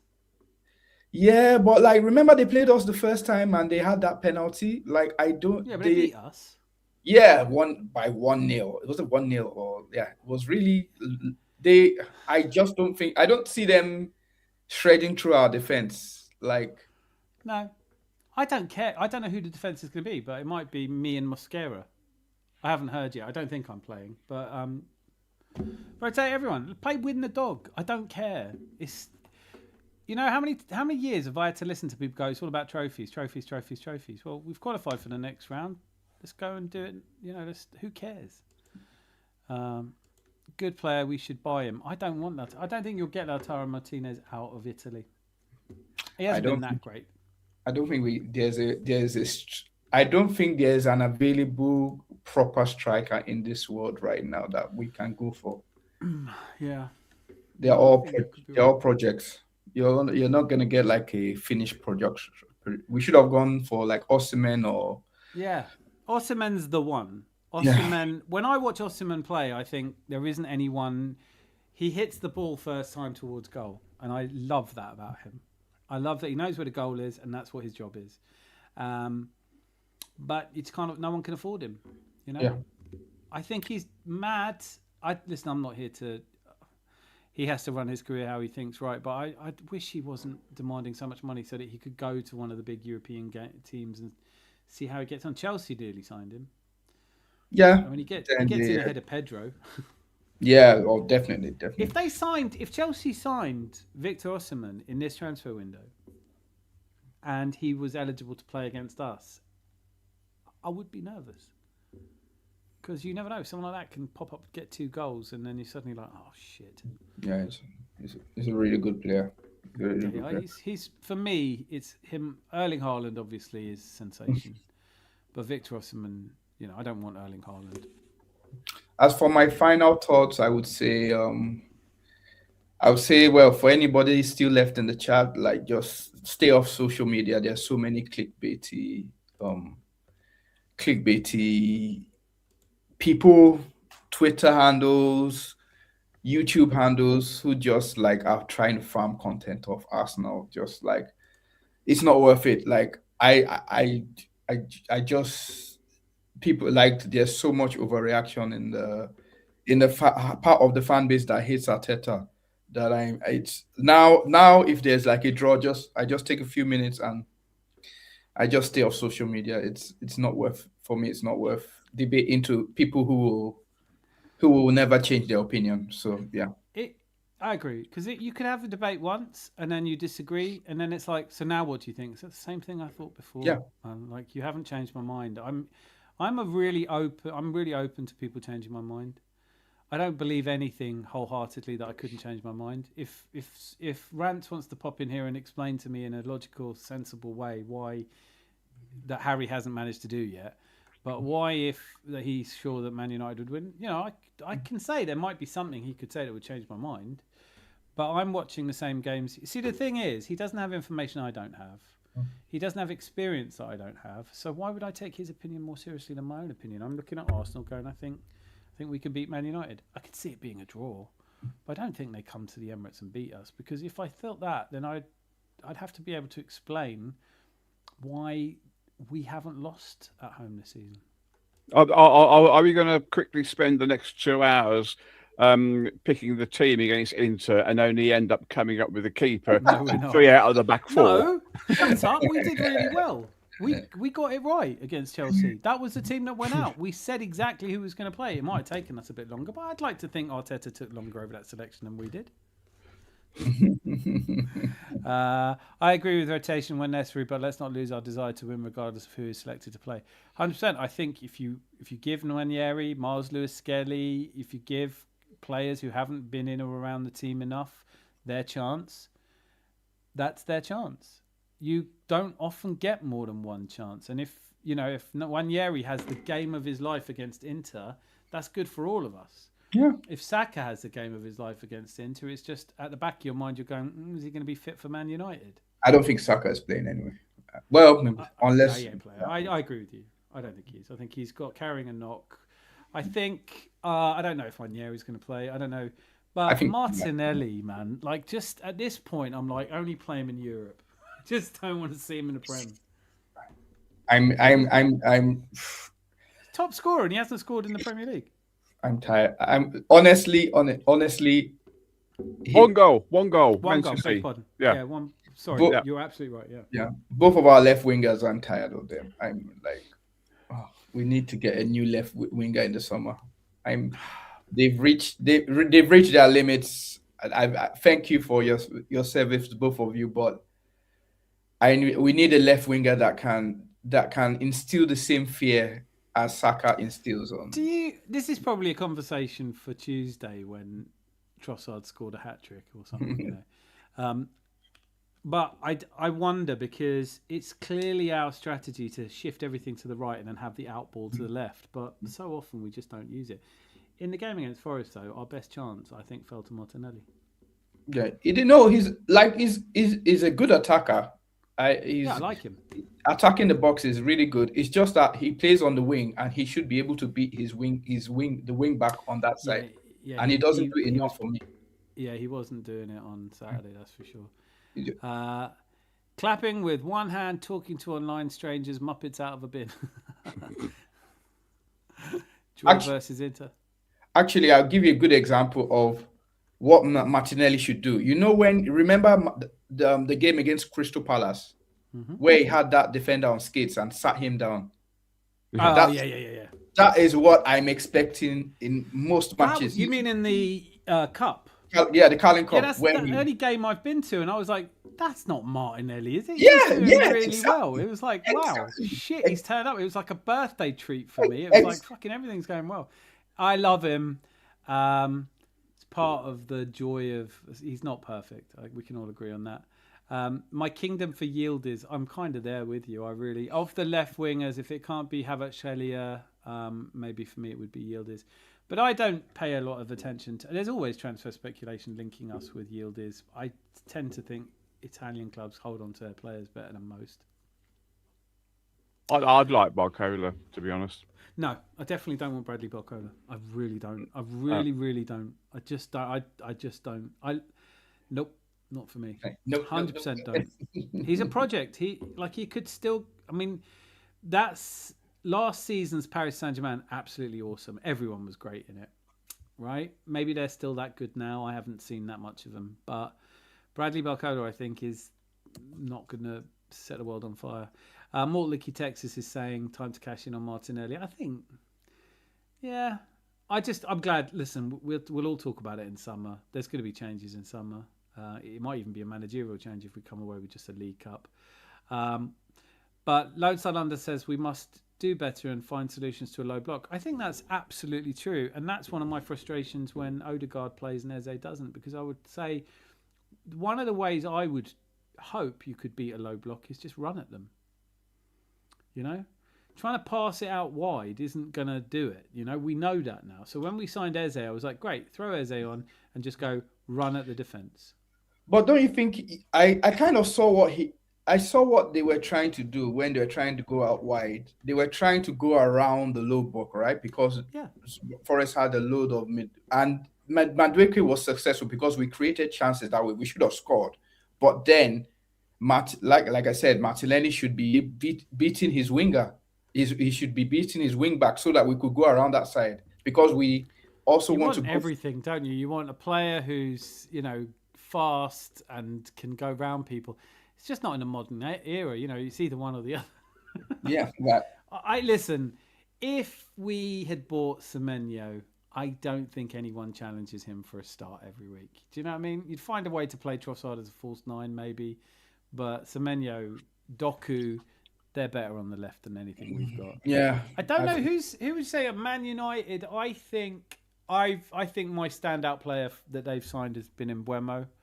I like Cunha, but I don't think he's been great for them. It's been tough to be great for them. I think there's just summer coming. We're not buying anyone the winter transfer. We're 7 points clear. We hold on. I think we win the league with 2 games to go. Everyone's happy except the people who've made a career out of telling us how shit we are for believing we could win the Premier League. When they say, I have every right to celebrate if we win the Premier League. Not really. I'm going to say this. I know I'm not trying to be controversial, but if you spend your entire life waking up every day to do a show in the morning where you say anyone who thinks that we're going to win a Premier League is a mutant, an idiot, and reason that our club is shit, and you spend your life doing that over and over again, whatever happens, when we win the Premier League, you do have to go, oh, maybe you're not ruining our club. Maybe you're not the problem. Maybe we are going to, you just have to admit you're wrong. That's all I'm asking for from some of them, and I doubt I'll ever live long enough to see it. But in terms of the argument, do I think Martinelli and Trossard are the best left wing? Like, there are two left wingers. Do I think? No, they're not.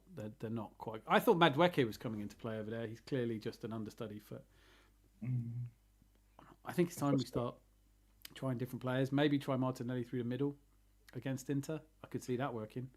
Yeah, it does. Like Martinelli does work in attack, but I think he works only in Europe. In the defenders in the Premier League are too physical, too fast. They need space to run into, right? It's the same when we had Nicola Pepe. Like, if you're gonna expect him to face a low block, he's not that. How that work? How did Pepe work out for us? Where? But I always thought he had something in him. I always liked the guy, And actually, when you look at his numbers now, it's not that big a flop. I'm not saying I want him back or anything. Where is he in Lyon? So. He's dating a porn star now. Yes, I saw that. I did. It's an odd choice, but each to their own. Marrying, not dating. He's marrying. Oh yeah. Really? Okay. Well, yeah. Do you know what? If one of my sons came home, I'd be like, "Are we 100% sure?" Is that because it feels a little bit like that might not be the wedding of I'm just saying, if. I'm not here to judge people's lifestyle choices. Did you ever see that video of Henri talking about what Wenger said to him about the players around him? How to use them for your advantage? Yeah. In light of the Gyökeres position, he said and Henri said once you start learning how people move, that's something. Henri wasn't amazing in his first 6 months. Yeah, because he said if it's oh God, I've forgotten his name already. Who is the number 10? Bergkamp. He said at Bergkamp you could go anywhere and he'd find you. Can I just pause you there for a second, Benny? See, it's not bad when he can't remember your name because he can't remember Bergkamp's name. I know. Imagine. Yeah, but he said with Bergkamp anywhere and he'd find you. He said with Perez, he likes to play left-right. So if he's left of you or right of you, he'd find you. And he said with Lundberg, he's always up and down. So he'd say that Lundberg is always looking for someone up or behind him. Perez is always looking from side to side, and Bergkamp doesn't matter where you are, he'll find you. If you wanted a proper tactical analysis, I'm not qualified to do it, but let me say this, right? Aston Villa struggled, lost today. We struggled against Nottingham Forest. Man City struggled against Man United. There's a commonality in terms of none of these players know each other that well. When I watch Man City putting teams out, and I think, have they played together? Is that a unit that's played together before in those positions? If you want to be really successful as a football club, those partnerships. Who was saying it? He was saying the 4-4-2. I think it might have been Gary Neville saying 4-4-2 is about partnerships. You've got your left back and your left winger. You've got your left centre back and your left back. They know how to play with each other. They know where they're going to be at all times. If you're putting a team out like we're putting out with Madueke and Martinelli, there's no way they can really know where they are relative to Odegaard yet. But if you give them time and you let them bed in, that's the best hope you've got, isn't it? Mm-hmm. How old is Zanzi? Couldn't remember DB10.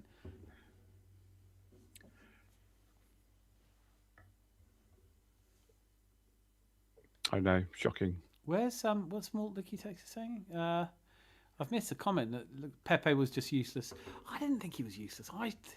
Pepe is another example of Arteta's inability to get the best out of attackers. Yeah, there is a. Listen, I don't know if it matters. I don't have a strong opinion.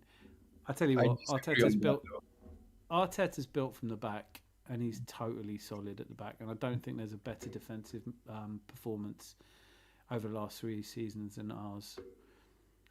Listen, do you know what? When we're all going in saying Pepe is still a better technician than the wingers we have at the club now, I think I would agree with that. But I can't sit here and say Pepe Is he? brilliant. Is he really though at Villarreal? He's not really. Well, he's not. I think it can affect your Villarreal. confidence. But I don't know.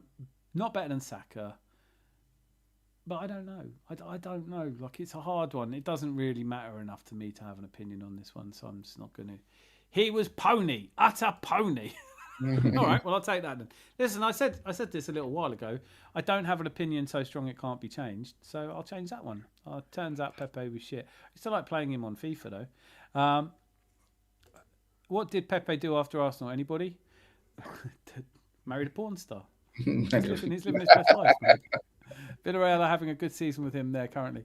I don't know, so I can't comment. Anthony's having a good season in Spain. Oh my God! Like, if there's one player that typifies what's wrong with Man United, they paid 80 million for him. Like, you just look at him and go, no. Like, he was awful. Richarlison, I like Tottenham. We should do a whole show this week just about Tottenham, because nothing's good. If we lose to Inter, I'm doing an entire 4-hour stream on how shit Tottenham are. How's he saying that he's doing well at Villarreal? He's played 43 games, scored 5 goals. He played 80 for us and scored 16. So if you double his scoring now, that's only going to put him up to 10. There is an argument, though, that in a better team, if you're in a better team, you should have, you'll get more goals, I don't know. I've no idea. I haven't watched Pepe play in ages. He played against us, didn't he? The last time I saw him. I don't have any strong feelings about Pepe. I always felt like he got more stick than is quite relevant. That he quite should have done. I don't know. Did he score against us? Am I making that up? Emirates Cup, no? In the Emirates Cup, I think he did. Which was the Emirates? Was it because we played the Emirates Cup before the season started? I know, yeah, but there was a game everyone said was the Emirates Cup. Well, no, we won the Emirates Cup. Villarreal beat us 3-2, didn't they? Yeah. No, it wasn't the Emirates Cup. It was just a friendly. It was the game after that was the Emirates Cup. Everyone assumed so he did score against us. So there you go. He is a better player than Martinelli, who only got an assist in that game. I've proved it. Everyone's happy now. I'm going to finish my... Zanzi, have you had your finishing thoughts? No, I'd just like to say it was great to see Bobby, Benny, whatever his name is. Burkamp. You just have to Burkamp. I'll call him Burkamp from now on. Great chat. Interesting to see some Man United fans there saying that they're going to beat us at the Emirates. I'd love to see that. No, I wouldn't, but yeah, whatever. Sorry I was late, but I was literally asleep and I woke up and I thought, better go and see Dan in the pub and clear the cellar out of crying Spurs, Man City and Liverpool and Aston Villa fans. Yeah, not a dry eye in the house anywhere there, was it? No, and it's been emotional. And Dan, if you want to be Sam, do it. Nice haircut, by the way. Are you saying Sam? Allardyce. Allardyce. You think I look like Sam Allardyce? That's lovely. Yeah, I think it's the grey hints there. Yeah, cheers, mate. That's absolutely lovely. You're an absolute diamond. Looks very distinguished, though. Yeah, great stream, gents. Rosie, that means a lot coming from you. You are the legend, moderatrix. I just wanted to say, Last Z Survivor Shooter is a pretty enjoyable game. I'm never going to get to play another computer game. I did load 6-month demo of Football Manager and I managed to step away from it before I got engrossed. You haven't said it's been emotional, Zanzi. I did. Oh, did you? I beg pardon. I did. I said it's been emotional twice. Well, there's that. Okay, well, so I'll just take that. Guys, thank you so much for being here. I've really enjoyed this stream. It's weird doing 2 shows a week because I feel like, we didn't talk about the Chelsea game. We didn't. So what I'll do is we'll do the Tuesday night one, and then some random night I'm popping in to hear me out. If you're here for it, please join me. I want to hear people's weirdest opinions, but I also want to hear what they would give to see us lift the Premier League. Because it's all very well saying they don't want it enough.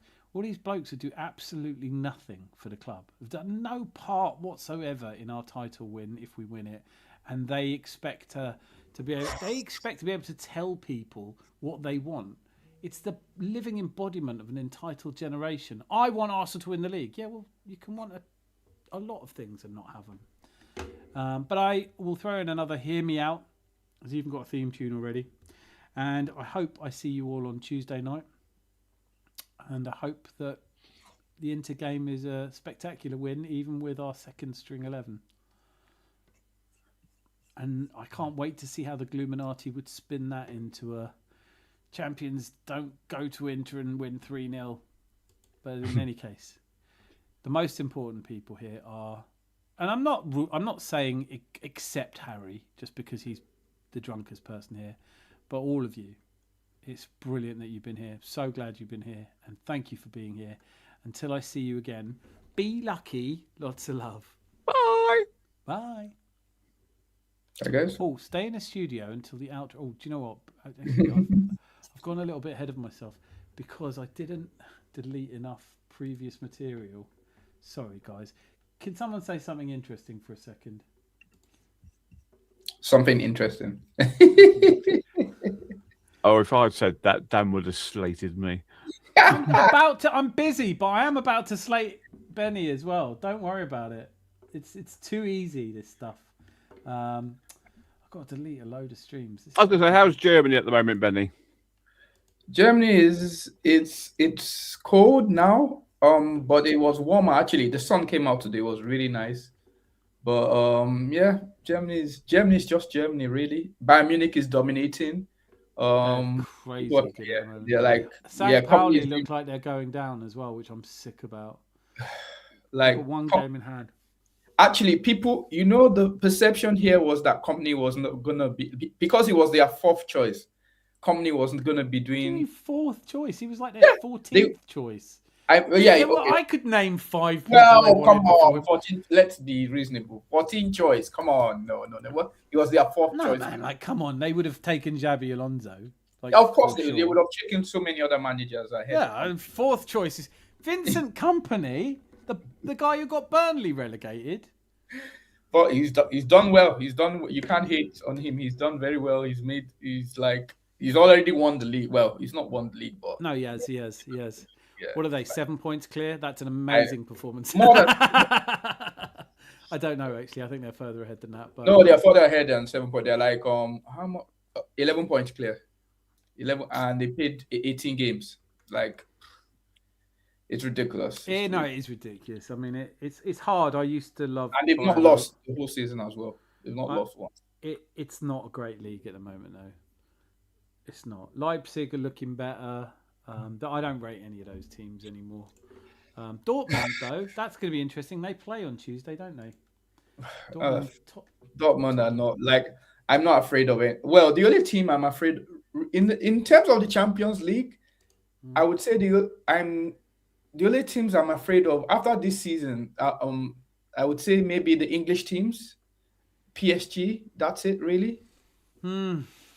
I know the English. I haven't seen much of PSG. I might try and watch them against Sporting, but Dortmund come to Tottenham on Tuesday or Wednesday. That would be interesting. If West Ham can get, I think like if we had them in a knockout. Yeah.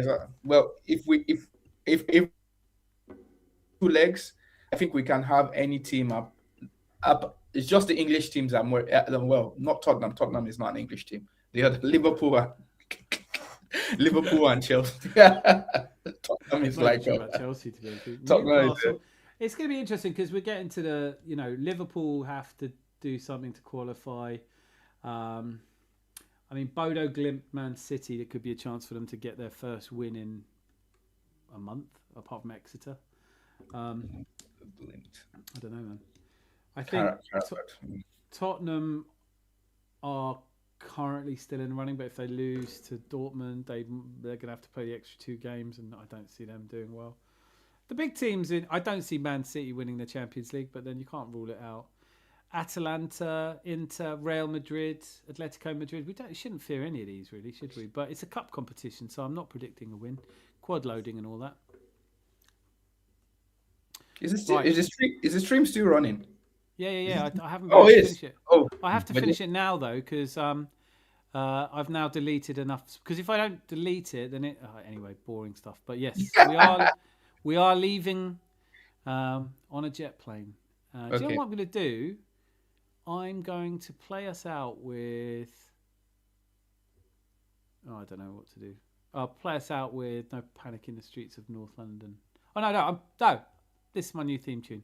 So I'm doing this set as outro video. Thank you for being here. You're all wonderful. I'll see you Tuesday. And Ragga Jungle Ensign, the Gooner sound system. We come to mash up the dance tonight.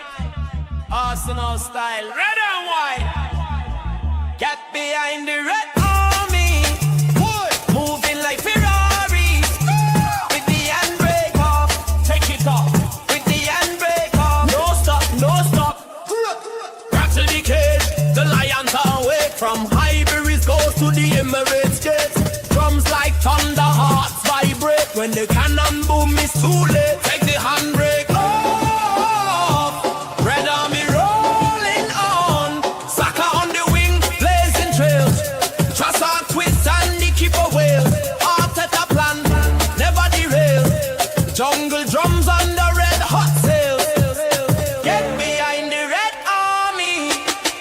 Moving like Ferraris. With the handbrake off. Get behind brake off.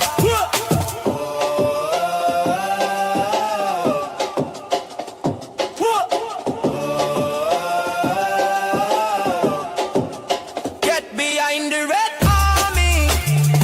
Moving like Ferrari. With the handbrake off. Take it up. With the handbrake off. No stop, no stop. Red army.